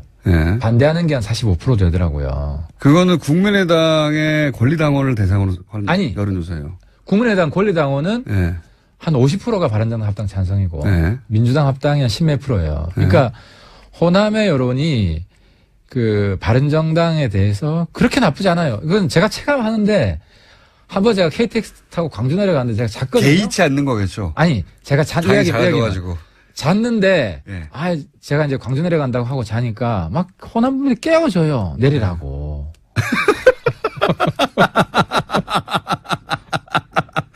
그거는 의원님이 바보같이 자고 있으니까 깨운 거를 호남의 바른정당에 대한 호감으로 친절하게 해주고 그러니까 이 막 음료수도 갖다 주고 하면 이거 좀 드시라고. 그러니까 호남 안 됐고 그러니까 당도 최고라. 그 전에 깨지기 전에 우리 20명 있을 때 그러니까 이제 바른정당 그거는 홍준표 대표가 그렇게 자고 있어도 깨워줬을 거예요. 이 양반아 일어나라 이러면서 정당에 대한 호감도 상관없이. 아무튼 이제 저는 이제 유권자들을 악수를 일일이 하고 이제 만나기 때문에 제가 호남 쪽 내려갔을 때 오히려 영남 내려가면 야 이 새끼야 너 왜 왔어 이런 있잖아요 친박죠. 근데 호남은 굉장히 분위기 좋아요. 바른정당에 불쌍하니까 그런 거죠. 뭐 하여튼 뭐 불쌍해서 분위기 좋은 건 최고지 정치인 입장에서. 아니 그래서 맞습니다. 그건 맞아요. 그건 맞는데 어떤 조건 하에서 통합이 될 수 있죠? 그게 이제 저는 그렇게 봅니다. 유승민하고 안철수 관계는 과거를 굳이 비유하자면 제가 어제는 DJP 왜냐하면 우리가 이제 선거연대를 바라기 때문에 DJP 선거연대에 비유했는데 근데 JP는 당시 정치 스펙트럼을 보면 지금 홍준표랑 가까워요. 가장 오른쪽이잖아요. 그리고 유승민하고 안철수는 YS라는 DJ. YSDJ가 서로 필요할 때 합당을 했다가 경쟁할 때 또 분당을 하고 이런 관계. 그러니까 지금 문재인 대통령 이후에 차기 대권을 보면 이제 민주당에 이제 몇 분이 계시고 민주당 이외에는 그나마 가장 앞서 있는 게 유승민, 안철수라고 보입니다. 제가 볼 때는 보이고 그래서 이 두 분은 어쨌든 대안이 없어요. 제가 볼 땐. 앞으로 대선까지는 큰 새로운 스타가 나오기 전에는 바른정당에서는 유승민밖에 없고 국민의당에서는 안철수밖에 없다. 그렇죠. 한국당에는 나올 가능성이 별로 없다. 이렇게 봤을 때 굳이 4년 이상 남았는데요. 아니 굳이 명분 없이 합당 안 해도 개인 대선 후보로서의 이 인지도나 지지율이 사라지는 게 아니에요. 그러니까 우리도 계속 떨어지겠죠. 우리도 명분 없이 명분 없이 하는 것보다 명분 있게 도개청청 가는 게 낫죠. 유승민 대표는 그렇습니다. 그렇죠. 예, 확실히. 그러니까 유승민 대표는 선거연대까지만 하더라도 유승민 대표 잃을 게 별로 없다. 우리는 충분히 얻을 거 얻는다는 거죠. 근데 선거연대도 안 될까봐 제가 박지원 전 대표님한테 사실 선거연대까지는 하자. 그죠. 그건 필요한 거 아니냐. 민주당 안 갈 거면 민주당 후보 안 될 것도 아니고 선거연대까지만 하자는 거죠. 그리고 그 이후의 상황은 국민한테 맡기자는 거죠. 그러면 바른정당의 핵심 지도부의 본심은 선거연대까지만 가자 이겁니까 일단은? 그건 반드시 하자. 거기까지는 반드시 하자. 반드시 하자.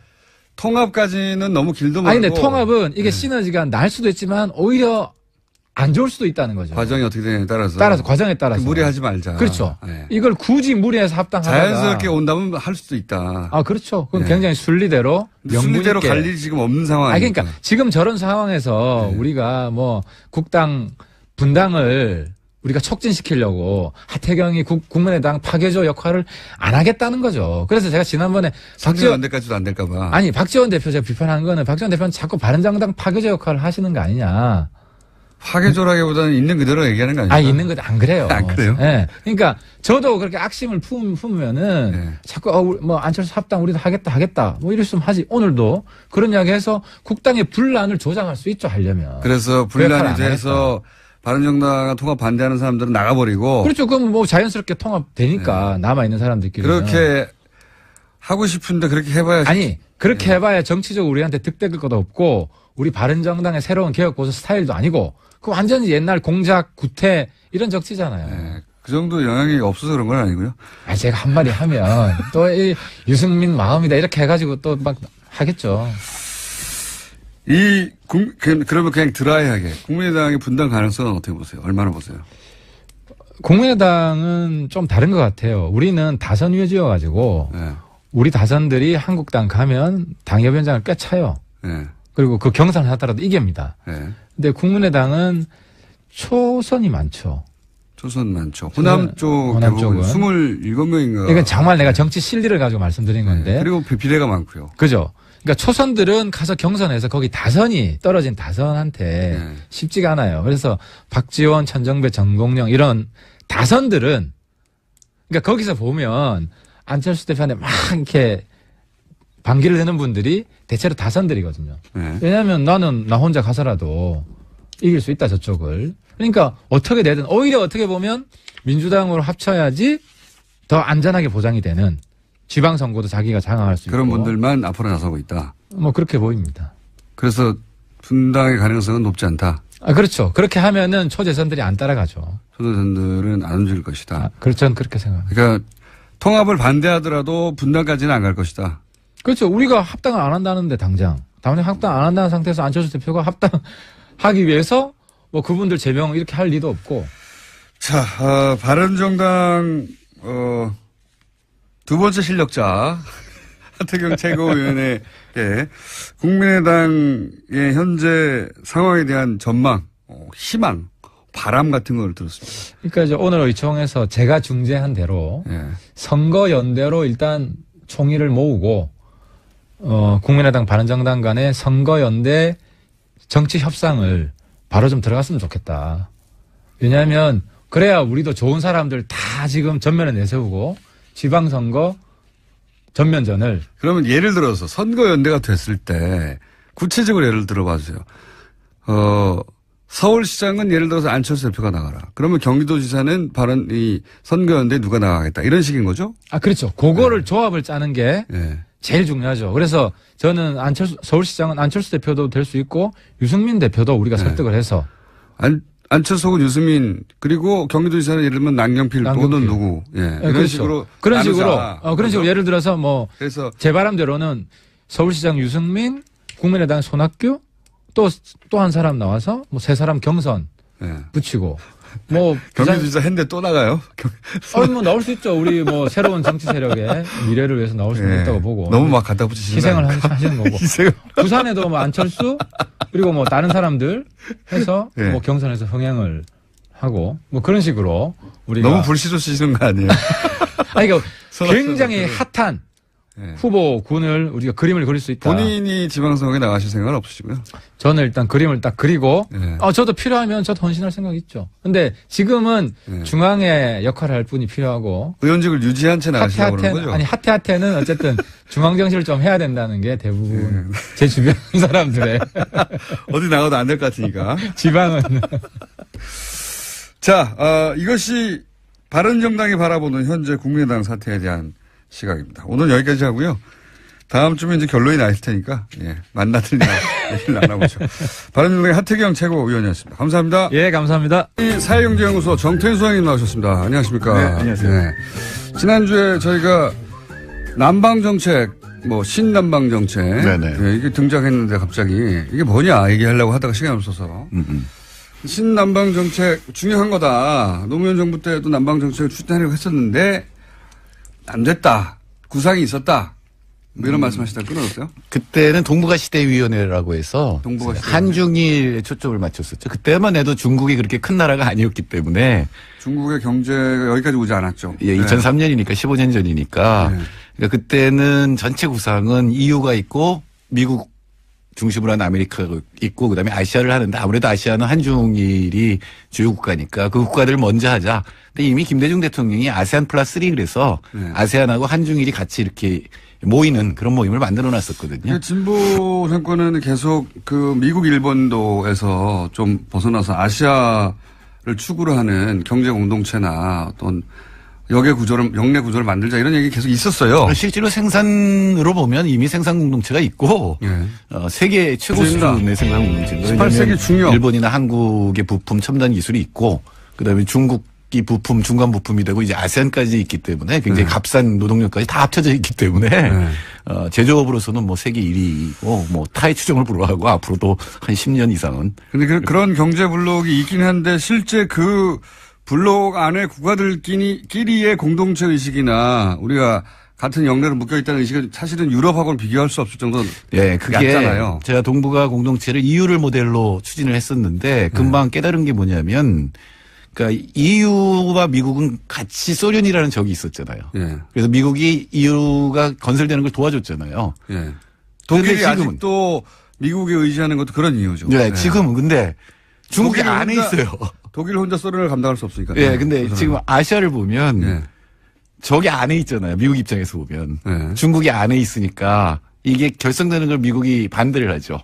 그러니까 미국의 입장은 그 양자 동맹을 여러 개 만들어서 허브가 되는 거죠. 그러니까 한일 동맹. 자기를 중심으로. 그러니까 미일 동맹, 미일 동맹, 한미 동맹 이렇게. 그러니까 필리핀하고 동맹 이런 식으로 해서 만들어 놓고 전체적인 아시아 공동체가 만들어지는 걸 어떻게 보면 방해를 했거든요. 예를 들어서 이제 일본이 AMF라는 걸 만들려고 그랬어요. IMF의 아시아판을 만들려고 하는 것도 방해를 했고. 근데 중국이 지금은 커져서 중국이 독자적으로 끌고 나가고 아시아로의 회기를 선언했잖아요. 그러니까 본격적으로 동아시아를 놓고 지금 미국하고 중국이 맞붙어 있는데 그럼 한국은 어떻게 살 거냐. 어느 쪽으로도 붙기가 어렵거든요. 그러니까 중국이 십몇 년 전하고 다르게 중국이 아시아뿐만 아니라 전 세계에 미치는 영향이 굉장히 커졌는데. 그러니까 PPP, 그러니까 물가를 고려한 GDP로 보면 이미 세계 1위거든요. 그런 중국이 이제 아시아 경제권을 묶어서 자기가 과거 미국이 그랬듯이 아시아 경제권은 중국 중심으로 재편하겠다. 그거를 미국이 계속 해방 넣어왔는데 그럼 한국은 어떻게 할 거냐 이런 얘기죠. 그렇죠. 그러니까 머들링 스루라고 해서 그럭저럭 사이를 가고 있는데 그거보다는 사실은 중국하고 미국을 빼면 다 똑같은 입장이잖아요. 그렇죠. 중국 편 들을 수도 없고 미국 편 들을 수도 없고. 그럼 이 나라들이 만일에 좀 더 협력이 강화되고 서로 통하게 된다면 함부로 못 건드릴 거 아니에요. 이 집단이 되면. 그래서 중국하고 미국 빼고 우리끼리 모이자. 그렇게 명시적으로 얘기한 건 아니지만 그 밑에 깔린 생각은 그런 거죠. 문재인 대통령 입에서 막 튀어나오잖아요. 포스트 차이나 이런 얘기가 나오는데 그거는 단순하게 아시아뿐만 아니라 중국 쪽에도 어느 정도 견제를 하겠다 이런 생각이 들어있는 거죠. 힘 센 두 사람 빼고 고만고만한 사람들끼리 잘 뭉쳐가지고 그거를 이제 풀이하자면 신남방 정책이라고 그럴듯한. 그리고 그거 이제 블라디보스톡 가서 이건 원래 참여정부 김대중 정부 때부터 있었습니다만 북방 정책을 얘기를 했잖아요. 그럼 쭉 연결하면 러시아부터 남북한 아세안 그다음 인도까지 연결이 되는 종축이 생겨나는 게 되겠죠. 그러니까 이제 중국이 1대1로라고 세계를 좌우로 쫙 연결해서 자기가 중국 중심 한가운데 있는 그림을 그렸듯이 우리는 이제 거기 대항한다기보다는 우리 나름의 그림을 그린 게 이제 위로부터 아래로 쭉 연결되는 그림을 그린 거예요. 그 부분이 가령 이제 자꾸 남차이나 남중국 해에서 분쟁이 일어나는 이유는 인도양에서 배가 오잖아요. 아랍 쪽거나 다 인도양에서 배가 오면 말레카 해협을 지나가게 돼 있어요. 그럼 거기 베트남, 필리핀 막 이렇게 있잖아요. 그래서 결국은 일본하고 부딪히는 데까지 지나서 오게 되니까 이 해양 분쟁이 계속 일어나니까 아세안 국가 입장에서도 그냥 중국에 들어갈 수는 없고 또 옛날에 중국한테 지배를 받았었기 때문에 그러니까 사실은 미국하고 중국 사이에서 균형을 이루는 거를 아세안이 굉장히 잘한 편입니다. 그러니까 아세안이 특징이 있는 게 10나라잖아요. 업스버까지 12나라인데 헤게모니 국가는 없잖아요. 과거에 식민지들을 다 겪어서 그런 걸 굉장히 싫어해요. 물론 이제 인도네시아가 크긴 큰데 근데 헤게모니 국가 없이 연합을 굉장히 오랫동안 유지해왔거든요. 그래서 어떻게 보면은 국제관계에서 새로운 모델로 보는 학자들도 있습니다. 실제 이 지역의 경제 규모도 굉장히 크게 성장했죠. 그렇죠. 6억 3천만 명에 한 2억 2조 5천억 달러니까 한 4천 달러 정도. 근데 PPP로 하면 7천 달러 정도 됩니다. 1인당 GDP가. 근데 우리의 경험을 보면 1인당 GDP가 한 5천 넘어가면은 이게 경제 비약을 해요. 도약을 합니다. 그전까지 사실은 경제하려는 마음도 별로 없이 있다가 이제 어느 정도 부가 쌓이면서 비약을 하는데 제가 보기엔 아세안도 그런 단계에 도달한 게 아니냐. 그러니까 인도 아세안이 굉장히 빨리 중국처럼 빨리 클 가능성이 굉장히 높습니다. 우리가 이제 모르겠지만 지금 20대는 잘 모르겠지만 한 15년 전, 20년 전으로 되돌아가 보면 중국을 굉장히 무시했어요. 그랬죠. 경제적으로도 무시하고 무시했고. 실제로 중국에 가보면 이 건물들이 크긴 큰데 어딘가 엉성했거든요. 화장실에 물이 샌다든가 이랬는데. 근데 최근에 상하이나 최근에 중국을 다녀오신 분들은 무시할 수가 없거든요. 실제. 아니, 규모도 압도하고 있는데 뭐. 근데 그게 이제 그런 게 불과 10년, 15년 사이에 벌어진 것처럼 이 아시안 국가들도 그런 경제적 인계점을 지나가고 있어서 우리가 아시아 국가는 굉장히 무시하는데 10년, 15년 지나면 이제 달라질 수도 있습니다. 네, 역사라는 게 참 재밌어서 5, 60년대만 해도 필리핀이 우리보다 훨씬 잘 살았어요. 맞습니다. 그때는 아프리카가 우리보다 잘 살았어요. 예, 역전이 됐는데 다시 또 이 나라들도 다시 지금 깨어서 이제 올라오고 있기 때문에 서로 이렇게 교류를 하면서 서로의 안보나 경제 면에서 도움을 주고받는 이런 거를 만들자라고 하는 구상이죠.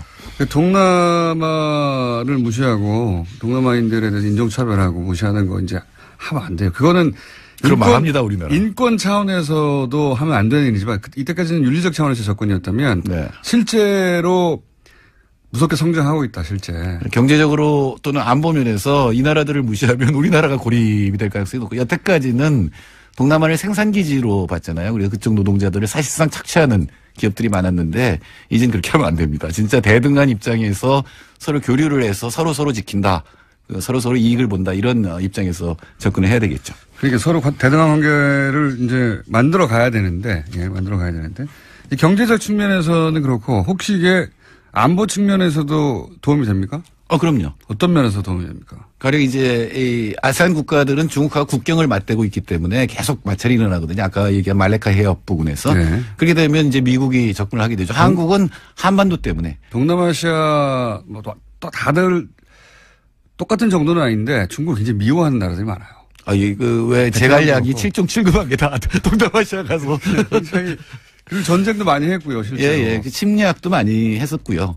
그러니까 두려워하는 면도 굉장히 많고, 그리고 또 실제로 이제 말레카 해협을 둘러싼 분쟁이 있고 지금 중국이 굉장히 공격적으로 나오거든요. 그 해양에 대해서. 왜냐하면 이 선을 확보해야 되기 때문에, 해로를 확보해야 되기 때문에. 근데 또 미국도 마땅치 않거든요. 이 나라들 입장에서는. 근데 한국은 또 북핵 문제 때문에 이게 양쪽에 걸려 있거든요.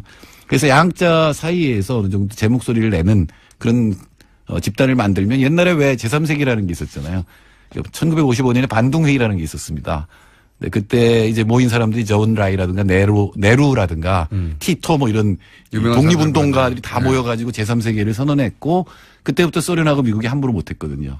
그러니까 이 나라들이 제 목소리를 내면서 국제적 위상이 올라갔던 것처럼 아시아에서도 미국도 아니고 중국도 아닌 그러나 양쪽에 끼이는 게 아니라 제 목소리를 내는 어떤 집단 이런 구상이 깔려 있다고 봐야 되겠죠. 그러면 구체적 정책 몇 가지 좀 소개해 봐 주세요. 지금 어떤 정책을 이 블록하고 하려고 하는 건지. 일단은 경제인데 특별한 것은 인도네시아하고 전략적 동반자 관계를 선언했거든요. 특별 전략적 동반자 관계를 선언하고 군사 관계를 그러니까 방위산업 교류를 하는 거를 추진을 하고 있어요. 이게 분명히 우리나라도 방위산업이 상당한 수준에 올라가 있는 나라이기 때문에 교류를 할 수 있는데 사실 이 부분은 뭐냐면 안보의 의미가 굉장히 큰 거거든요.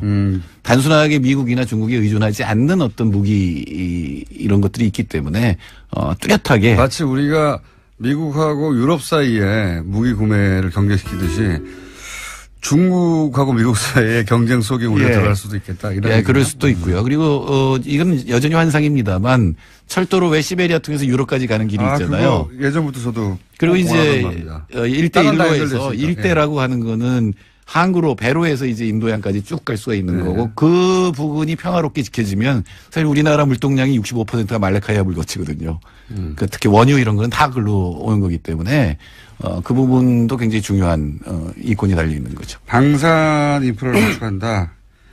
그리고 그 외에 뭐 그때 나온 얘기로는 4차 산업혁명 뭐 얘기도 나왔는데 네, 그거 뭐 하겠다는 겁니까? 4차 산업이 뭔지 제가 아직도 몰라가지고 잘. 네, 사실은 뭐 인구가 많잖아요. 네. 그러면 천재들이 많아요. 저는 그런 꿈을 꾸는데 야 새만금 같은 데다가 아시아의 천재들 다 모아놔서 무슨 연구소 같은 거 만들면 어떨까? 아시아의 천재들이 한국에 올 이유가 있어야 되는 거예요. 왜 없나요? 우리나라가 제일 그래도 살기가 1인당 GDP도 넘고 IT망 잘 돼 있고 일본은 안 가고 우리나라에 오는 연구하기 좋고 일본은 잘 모르겠어요. 우리 물가도 비싸고요. 요즘 일본만큼이나.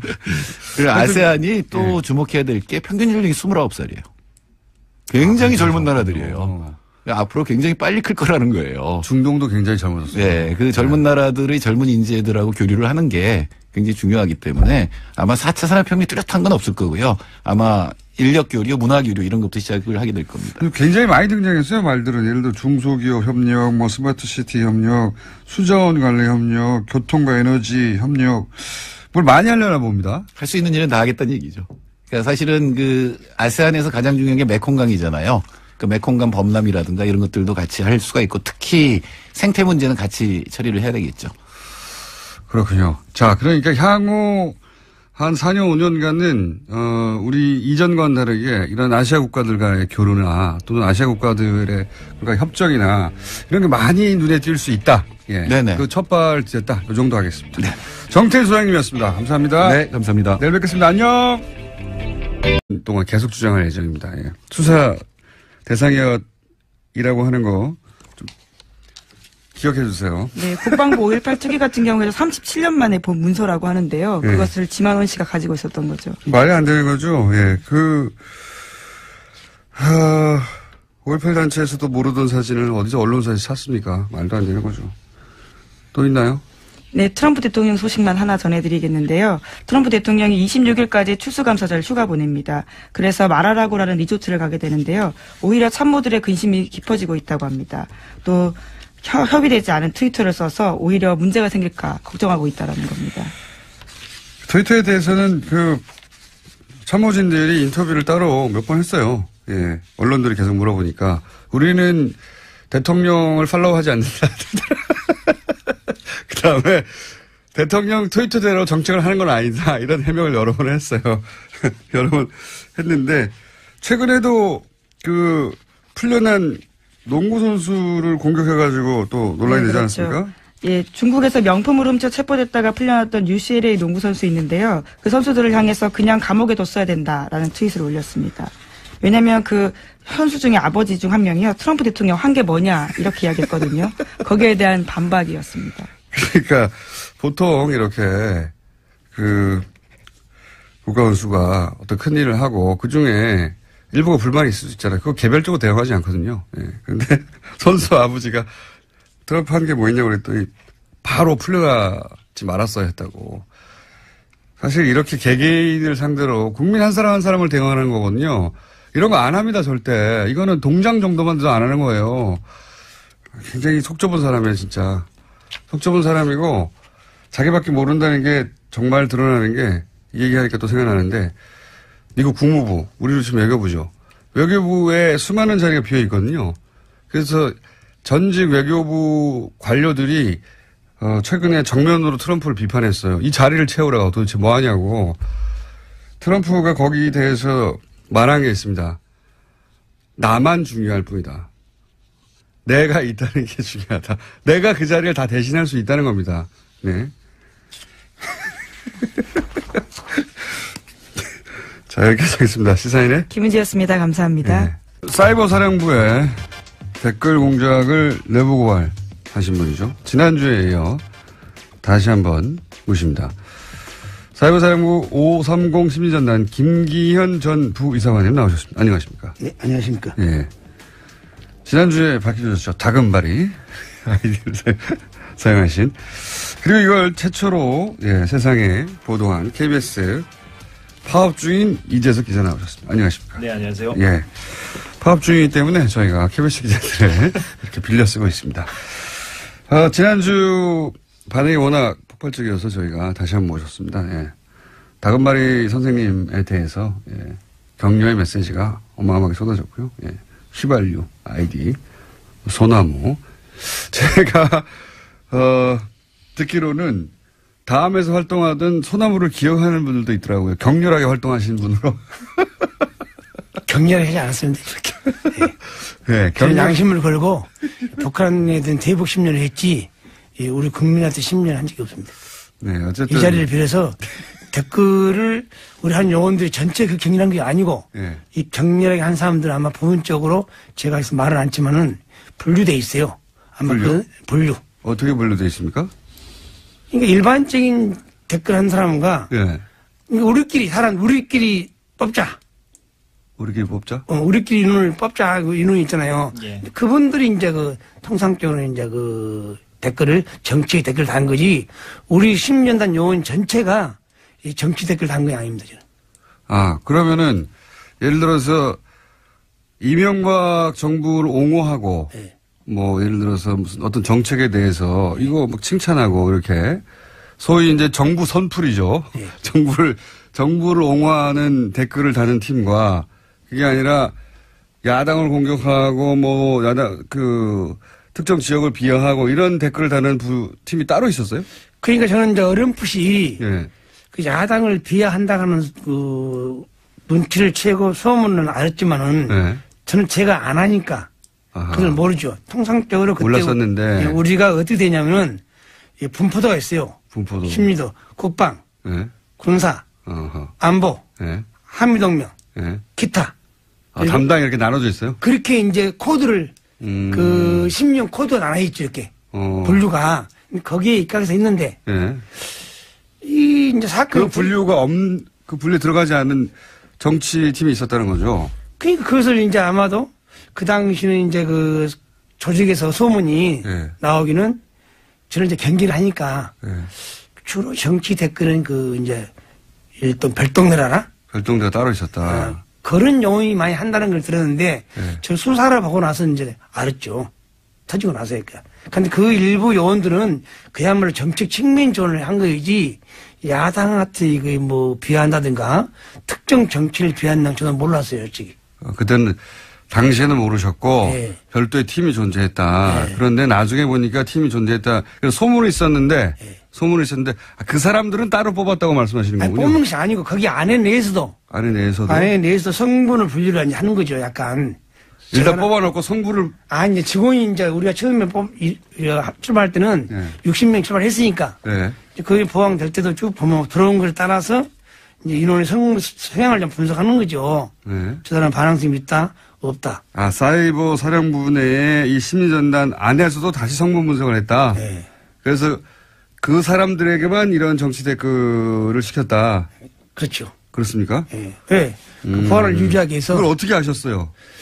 저는 이제 그런 어렴풋이 눈치는 어떻게 채셨어요? 어렴풋이 않은 내가 아침에 가서 이제 검색을 하죠. 네. 검색을 하는데 이상하게 우리 아이디가 눈에 튀는 아이디가 나온 거예요, 저한테. 네, 우리 아이디가 나왔는데. 거의 아는 아이디가. 네. 근데 뭐 전라도띠 황호새끼. 전라도 홍새끼라는 거를 아는 아이디가 쓰고 있더라.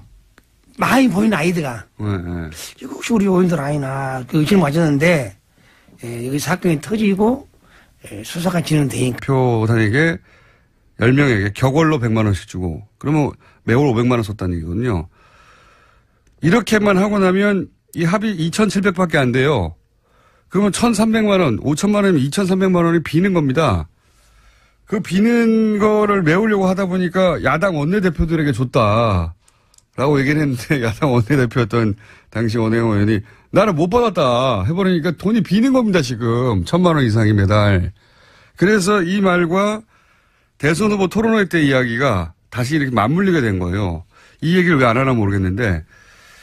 그러니까 이 이야기는 단순히 지금 판공비 중에 일부를 원내대표한테 줬는데 못 받았다고 한다가 아니라 그 남은 돈을 집으로 가져간 게 문제가 아니냐는 6개월, 7개월 전에 대선 후보 토론 때 김진태 의원의 지적하고 맞물려서 남은 돈을 집으로 가져갔나 하는 의혹이 생기게 되는 이거 제가 보기에는 큰 문제가 될 수 있을 것 같습니다.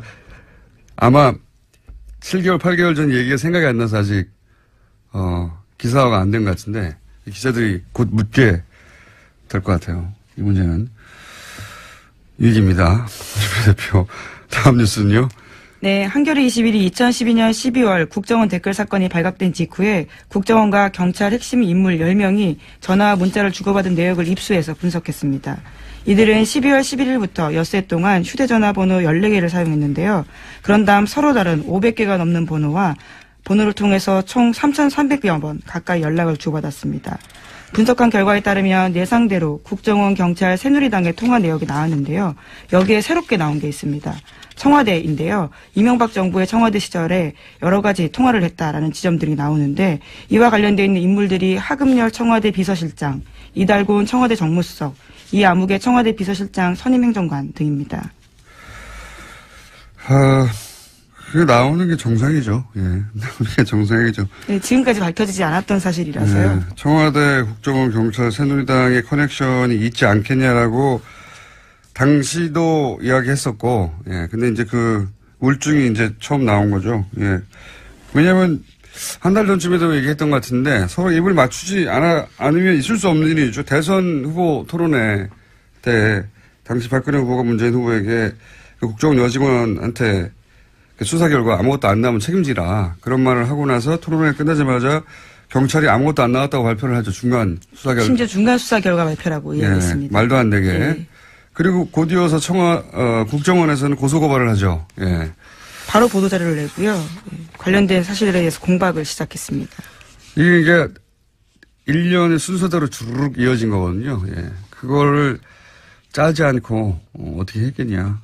이 사실은 저는 이게 아주 큰 수사 대상이라고 보는 것이 그랬다는 얘기는 당시에 청와대, 경찰, 국정원이 명백하게 대선에 개입한 거거든요. 선거 개입. 요 선거 개입 건만으로도 큰 건이 됩니다.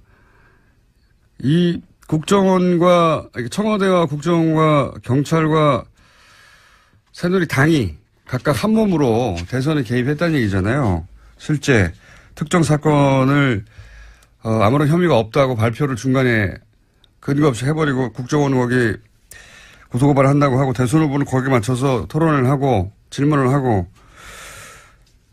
이거 수사해야 됩니다. 제가 왜 이런 얘기를 꼭 하냐면 제가 아직도 거의 6년치 3도 노출로 재판을 받고 있거든요. 공직선거법 위반 혐의로. 그러니까 이게 있죠.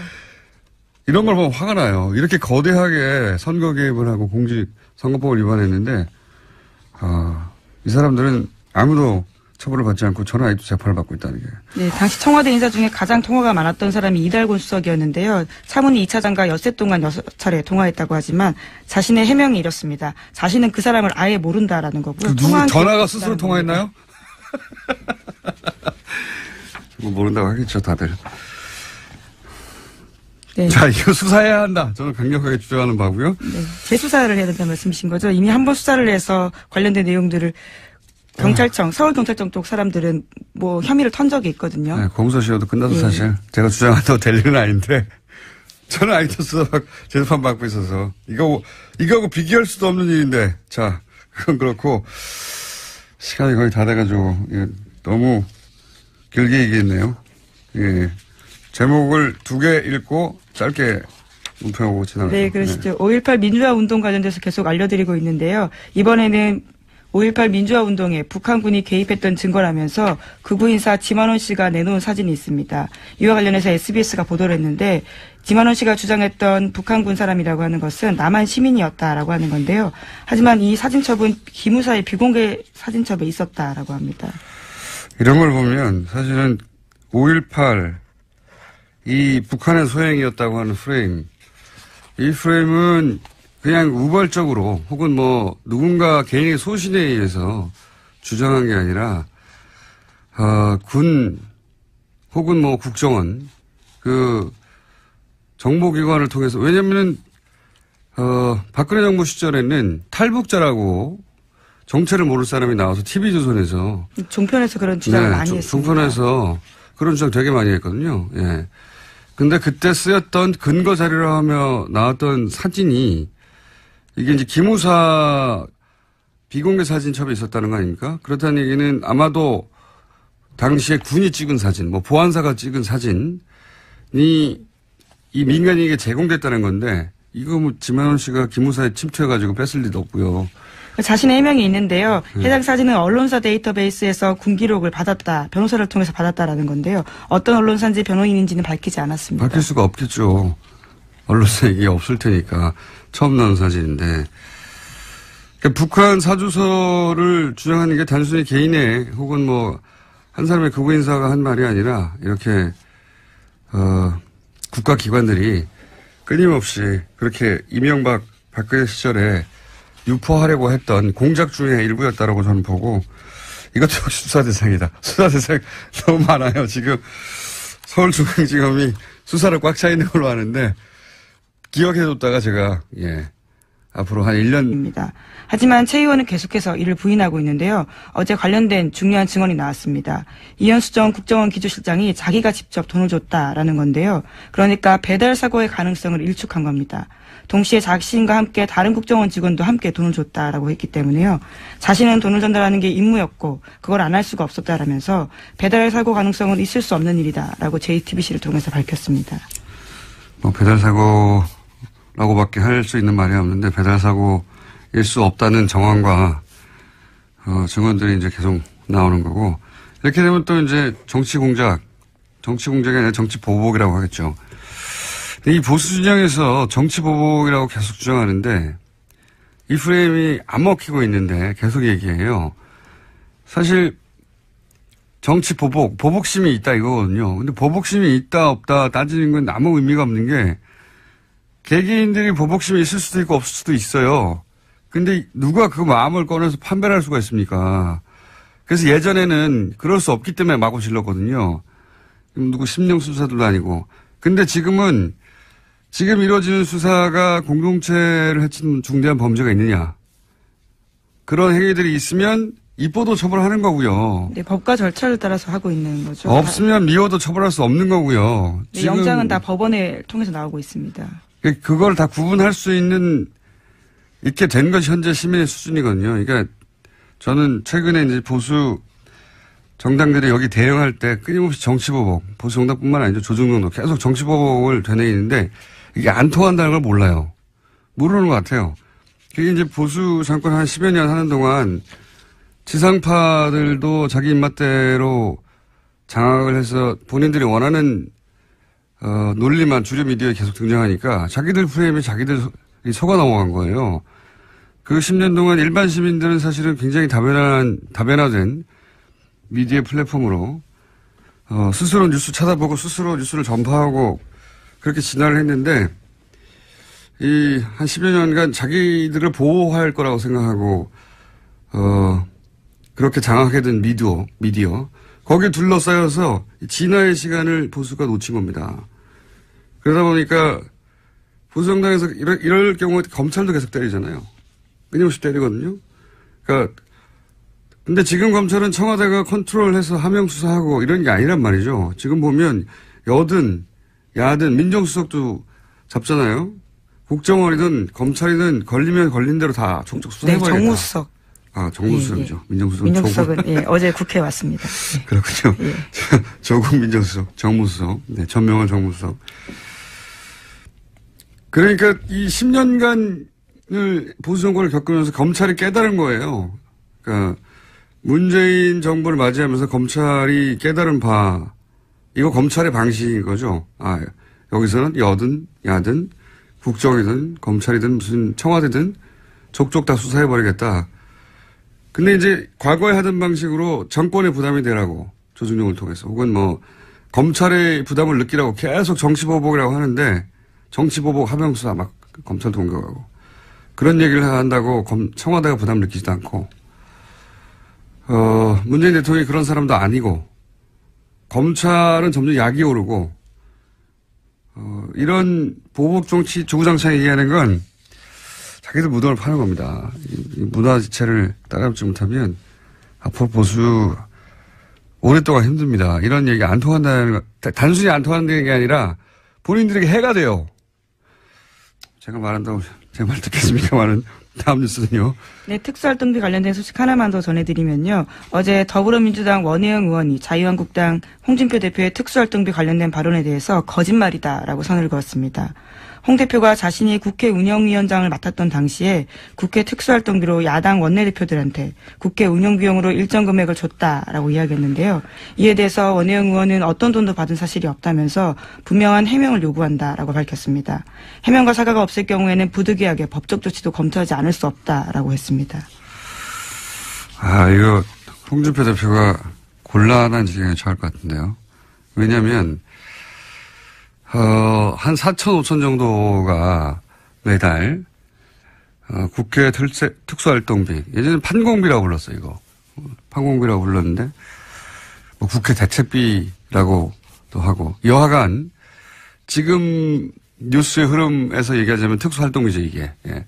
특활비, 판공비라고 불렀던 돈인데, 이거가 국회 운영위원장, 이게 나온단 말이죠. 네, 여당 원내대표가 겸직을 하고 있는 자입니다. 당시 원내대표였거든요. 당시 여당 원내대표였고 홍준표 대표가 2008년 9년 그러니까 이명박 정부 때죠. 근데 지난 대선 후보 토론회 때 김진태 의원이 무슨 말을 했냐면 당시 후보가 홍준표 대표에게 국회 운영위원장 시절에 판공비 일부를 집에 가져간 건 문제 아니냐. 이 워딩은 김진태 의원이 한 겁니다. 예. 그러니까 이 판공비요, 말하자면. 이 판공비에 대해서 집에 가져간 건 문제가 아니냐 그랬더니 당시에 이제 당황했나 봐요. 토론회 때 뭐라고 대답했냐면 정치 작업으로 쓰고 남은 개인 돈은 집에 가져갔다.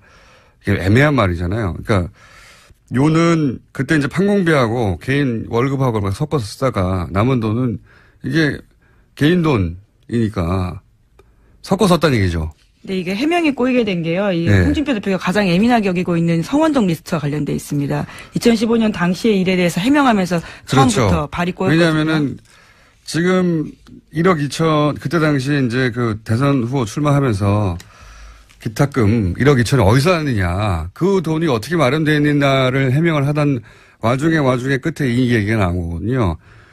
그러니까 국회 운영위원장 시절에 판공비 일부를 유용한 게 아니냐는 의혹은 당내에 있었나 봐요. 그러니까 거의 8, 9년 지난 다음에 그 얘기가 나왔겠죠. 어쨌든 이 특활비 문제가 다시 논란이 되니까 그로부터 7개월, 8개월 있다가 이제 페이스북에 올린 내용이 뭐냐면 한 4, 5천 나오는데 그중에 정책위 의장에게 정책개발비로 1,500만 원을 주고 원내 행정국에 700만 원을 주고 원내 부대표입니다. 18세기 중엽 포르투갈 리스본에서 대지진이 있었습니다. 인구의 5분의 1이 사망한 이 대재앙은 만성절에 일어났고 신은 언제나 최선의 세계, 최선의 상태를 유지한다는 신정론을 기반한 세계관이 지배하던 그 시절 신학자들은 신의 분노를 이야기했습니다. 이에 사상가 볼테르는 죄 없는 사람들이 죽는 것이 어찌 신의 뜻이냐고 묻죠. 훗날 사가들은 이 리스본 대지진이 신의 징벌인가를 두고 당대 사상가들이 벌였던 논쟁을 근대의 시작이었다고 평합니다. 모든 것을 하늘의 뜻으로 받아들였던 시대에서 인간의 이성과 합리가 그 역할을 대신하는 시대로 그렇게 넘어간 거죠. 자유한국당 유호의 최고위원이 포항지진을 문정부에 대한 하늘의 준엄한 경고라고 했습니다. 류 최고위원은 포항시민이 천벌을 받았다는 게 아니라 그런 말이 아니라고 해명을 했죠. 하지만 그 논리대로 해석을 하더라도 문재인 정부의 경고하느라 포항시민이 재해를 당한 셈이 되는 건 마찬가지입니다. 이 발상이 대한민국 보수의 현 주소입니다. 대한민국 보수에게 근대는 아직도 제대로 오지 않았다. 김원준 생각이었습니다.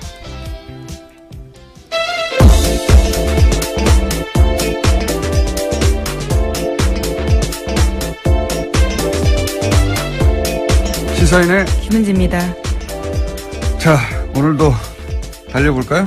네, 다스는 누구 겁니까? 관련된 소식을 가장 먼저 전해드리겠습니다. 요즘 이 뉴스가 여기저기서 자꾸 나오고 있어요. 예. 네, 이명박 전 대통령의 아들 이시영 씨가 다스 핵심 납품업체 한 곳을 또 인수했다라고 어제 JTBC가 보도했는데요. DMI라는 곳입니다. 이 DMI는 다스 납품업체에 있는데 자동차 시트 뼈대를 만드는 곳입니다. 다스 핵심 관계자의 말에 따르면요. DMI 등은 리틀 다스로 불린다라는 건데요. 또 이 DMI는 설립 이후에 흑자 경영을 해오다가 지난해 갑자기 14억 원의 적자를 기록했습니다. 그러면서 매입 가격을 낮추기 위해서 회사를 어렵게 만든 게 아니냐라는 의혹이 나오고 있다고 합니다. 지난번과 마찬가지 케이스죠. 예. 네, 그렇죠. 한번 전해드린 바가 있는데요. 네, 100만 원에 어떻게 600억짜리 다운을 매입했느냐. 알고 보니 100만 원에 매입했더라. 그냥 가져갔다는 얘기죠. 근데 계속 흑자를 내다가 바로 직전에. 네, 인수 직전에요. 네, 적자를 기록했는데 이렇다는 얘기는 뒷거래를 했거나 아니면 일부러 적자가 나도록 다스에서 물량을 주지 않았거나 뭐 그런 케이스 중에 하나일 거라고. 근데 이제 결론은 똑같은 거죠. 결론은 다스가 이제 실소유주 논란을 펴을 수 없으니까 이시영 씨에게 비밀리에 승계 작업을 하던 것들이 지금 들키는 와중이다. 이렇게 볼 수 있는 거죠. 네, 핵심 협력 회사들을 통해서 우회해서 경영권을 넘겨주는 게 아니냐라고 전문가들이 의심하고 있습니다. 예전에 삼성 이건희 회장이 이재용 부회장에게 삼성 물려주기 위해서 이제 16억이었던가요 그때? 예. 굉장히 적은 돈이었죠. 예, 16억을 상대적으로. 한 번 주고 그 돈을 종잣돈으로 계속 불려서 전환사채나 이런 방식으로 결국은 이제 몇 조를 만들어서 삼성 전체를 먹게 하는 방법을 사용했는데 이게 크게 문제가 되니까 다른 재벌들은 다른 방법을 쓰기 시작했어요. 그중에 이제 지금 다스가 흉내내고 있는 것은 재벌 2세, 3세 혹은 뭐 4세에게 회사를 하나 세우게 한 다음에 그 회사에게 그 재벌에서 일감을 계속 몰아주죠. 그리고 인수합병을 통해서 등치를 계속 키워서 결국은 본사를 거꾸로 먹는 방식인데 왜냐하면 이렇게 하면 증여세를 피할 수가 있거든요. 예. 대표적으로 이 방식으로 거론되는 게 현대글로비스입니다. 예.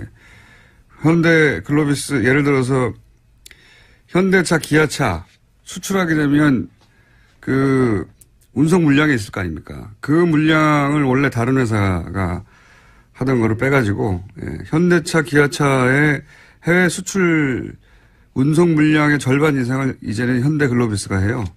그러면 글로비스는 계속 주가가 올라가겠죠. 예.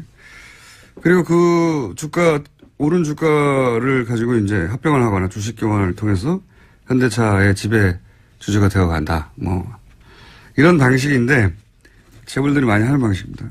네, 이런 핵심 업체를 인수할 때요. 다스 본사에서 부장급 직원이나 이런 사람들이 나와서 실무 작업을 지휘했다라는 증언도 있습니다. 그리고 근데 인수가 끝나면 다시 다스로 돌아갔다라고 하는 건데요. 회사 이름을 바꾸거나 경영 목표를 결정하는 일 등에 있어서 다스 사람들이 직접적으로 관여했다라는 거죠. 직접적으로 관여했겠죠. 근데 문제는 뭐냐면 다스 이명박 전 대통령은 다스의 주식이 하나도 없거든요. 공식으로. 그런데 이 다스가 왜 이명박 대통령의 아들에게 승계되고 있느냐. 예. 당연히 실소유주 논란이 나올 수밖에 없고 그 실소유주는 물려받은 사람의 아버지가 실소유주일 수밖에 없으니까 이명박 전 대통령이 거론될 수밖에 없는 거죠. 예. 그런 이야기입니다. 네. 어제 JTBC 보도는 이명박 전 대통령이 실소유주 논란이 있는 다스가 이명박 대통령의 아들 이시영 씨에게 재벌들이 하는 방식으로 승계되고 있다. 그리고 그 승계 방식의 장점 중에 하나는 비밀리에 할 수도 있고. 지금 다 들켰습니다. 네, 지금 다 모서리 들켜가. 비밀리라고 하긴요. 비밀리에 상장을 하기 전에 이렇게 해서 나중에 상장을 하려고 했던 것 같아요. 예. 그런데 이제 그러면 상장하기 전에 비상장 회사에서 이런 일이 벌어지는 건 잘 알아내기 힘들거든요. 이 모든 건 사실은 140억 때문이에요. 이 140억을 포기했으면 이렇게까지 오기 힘들었습니다. 140억을 계속 파다 보니까 결국은 여기까지 나오게 된 겁니다. 네. 몇 년 전에 이 140억을 포기하지 못한 아버지의 끝없는 돈에 대한 욕망이 결국은 파국을 부를 것이다. 5년, 6년 전에 그런 말을 한 적이 있는데, 그걸로 가고 있습니다. 자, 그런 뉴스고요. 두 번째 뉴스는 뭡니까? 네, 국정원 특수활동비 관련된 소식도 계속 전해드리고 있습니다. 검찰이 어제 관련된 혐의로요, 최경환 자유한국당 의원의 집과 사무실 압수수색했는데요.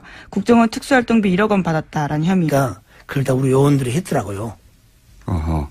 그러니까 이제 매우 노골적인 그러니까 야당 정치인들을 비난하고 특정 지역을 비난하는 그런 매우 노골적인 아주 저질의 댓글을 다는 의원들은 아주 별도로 좀 관리가 돼 있었고 김 선생님 같은 경우는 일반적인 댓글 예를 들면 이제 제주 해군기지라든가 4대강이라든가 근데 이것도 하시면 안 됩니다. 엄밀히 얘기하면 그렇죠. 그것도 본인의 정체를 숨기고 이제 하신 거라서 군이 청와대 정책을 홍보하실 이유는 없어요. 없는데 표정이 또 저는 그래서 김 선생님도 이제 저한테 이제 고백하시기로는 본인도 이제 그 책임에서 자유로울 수 없다라고 이제 말씀을 하신 건데 그러나 다만 이제 분명히 해둘 것은 좀 구분이 좀 필요하고 또 김 선생님 같은 경우는 이제 아주 이제 논리적으로 이제 그런 어떤 국방부의 어떤 논리라든가 군의 논리를 이제 그 작업을 하신 거예요. 최초에도 정책 측면이겠지만은 군사, 국방, 한미 군사 동맹 그런 내용만 정책 측면을 하는 거지. 우리가 4대강이나 뭐 예교나 그런 정책 측면은 본래는 내용이 없었어요. 원래는 안 했는데. 없는데 점점점 그게 들어왔으니까. 그것이 보니까 점점 퇴색에 간 것을 이유를 보니까 계속 저쪽에서 불러요. 저쪽이라 하면 청와대요? BH에서. 청와대. BH 부르면 사람들이 왔다 갔다 해요. 아마 거기서 비공식적으로 점점 오다를 받아갔지 않았느냐. 맨 처음 출발할 때는 군과 관련된 군 정책 관련된 트윗만 댓글만 달았는데. 그렇죠. 제가 그 볼 쓰니까 팩트가 나오면요. 국방, 군사, 안보 거기다가 한미 군사 동맹. 요 영역만 하다가 점점 일반 정책까지 넘어가기 시작했다. 근데 그게 청와대를 왔다 갔다 하면서 점점 그렇게 변한 것이다. 저는 그것을 몰랐죠. 보고서를 내가 그렇게 쓰니까. 근데 그것이 내용을 사후에 밝혀진 걸 봐가지고는 이런 것도 했구나. 그걸 느꼈고. 그러니까 다른 사람들이 어떤 댓글을 다는지는 정확하게는 몰랐군요, 서로는. 그리고 나한테 모 사령관이 정치인들을 비하하는 것을 안 했으면 좋겠다고 그러더라고요. 정치인들을 비하는 하지 말라고. 큰일 난다고. 그런 말씀을 했는데 왜 이 사건이 터졌는가는 이해를 못하겠어요, 지금도. 일부, 그러니까 아주 내밀하게 진행된 거군요. 그러니까 사령관도 모르게 일부 저쪽 건 라인을 꽂아서 했지 않냐. 그런 의심이 가더라고요.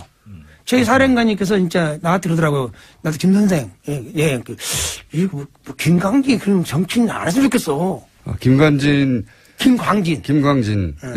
그거 안 해서 분명히 들었어요.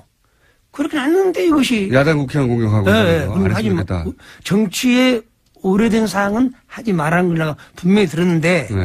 그것이 어떻게 진행되는 걸 모르겠어요. 그러면 그 일을 했던 사람들 나중에 알고 보니, 요 사람은 했구나. 그런 사람들은 어떻게 선발된 거라고 보십니까? 아마 그 안에서, 이제 선발된 인원은. 그냥 일반적으로 뽑습니다. 그러니까 제 말은 그 일을 하는 사람만 따로 했다고 하셨잖아요. 그것이 아니고 이거 뽑대 인원 선출해가 우리 인원이 조직원이 있는데 거기서 이제 그 일과 업무 시간 좀 파트겠죠. 저는 지원 업무, 또 검색 업무, 작전 업무, 미디어 업무가 있잖아요.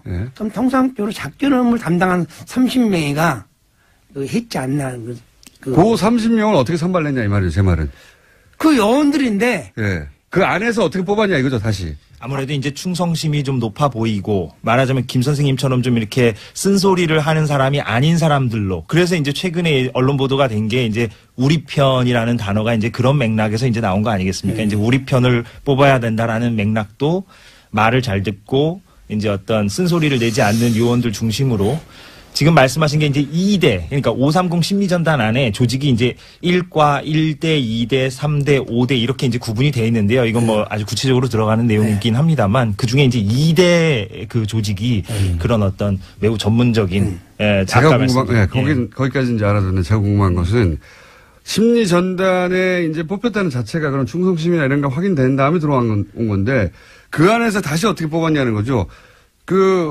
김상민 모르시는 거 보면 본인은 그런 시험을 본 적이 없는 거 아니에요? 그 안에 들어가는. 아, 이제 조직을 모르니까 조직이 만약 100명이다. 네. 그럼 100명이 있으면은 10명을 수용하기 위해서 세부 내용도 있죠. 네. A, B, C, D인데 B 직원들. 네. B 직원들이 이제 거기 좀 많이 관여 있는 거지. 내가 왜 얘기하냐면 통상적으로 이 보고서 쓸 때는 네.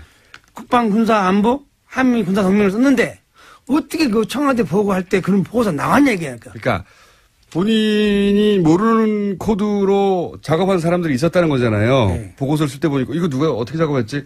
제가 궁금한 건 그 30여 명의 이 팀은 네. 그 안에서도 어떻게 선발했냐 이겁니다. 제가 궁금한 건 선생님은 왜 못 들어가셨어요 거기에? 저는 거기 높은데 못 가지 그러니까. 어떤 특정 시험을 본다거나 이런 건 아니고 네. 그 2대의 그 조직원들이 그 활동을 어떻게 하게 된 거죠. 결과적으로 주도적으로 그렇게 하게 된 겁니다. 그러니까 그 2대 대장을 필두로 해서 무슨 뭡니까? 특별청 신원조회를 해가지고 뭐 그 안에 뭐 특정 지역만 선발한다든가 아니면 뭐 특정 대학만 선발한다든가 뭐. 근데 그 당시 볼 때 그 작전 담당하고 우리 이제 단장하고 그 요원들 면담을 많이 하더라고요. 면담을 쭉 관찰해가지고 여기는 보안이 유의되겠다. 투입시키는 거죠. 그래서 뭐 별도로 뽑는 것이 아니고. 별도로 뽑지 않는다는 거 알겠는데 이 똑같은 질문을 여러 번 하는데 그 안에서 어떻게 선발하느냐. 선발하는데 선발은 제가 그 구체적으로 여쭤볼게요. 혹시 그 지역 분들은 예를 들어서 경상도 분만 뽑는다든가 아니면 무슨 육사 출신만 뽑는다든가 아니면 무슨 어디 후배들만 뽑는다든가 그런 게 있었어요? 그 팀은 가만히 보니까 주로 이제 눈을 쭉 보니까 참 이런 말 하면 안 되겠지만 내가 하세요. 이제 좀 지역도 많이 고려한 것 같더라고요. 그렇군요. 아니, 간단한 질문인데, 이거 10분째. 그러니까 이제 특정 지역만 골라낸다든가, 뭐 특정 출신만 골라낸다든가. 특히 이제 충성심이 강한 사람. 알겠습니다. 단편지를 말하면. 그러니까 특정 지역을 주로 선발해서 그 지역에게 그 지역 감정을 유발하는 댓글을 쓰게 만들고 정치적으로 그런 일을 시킨 거잖아요.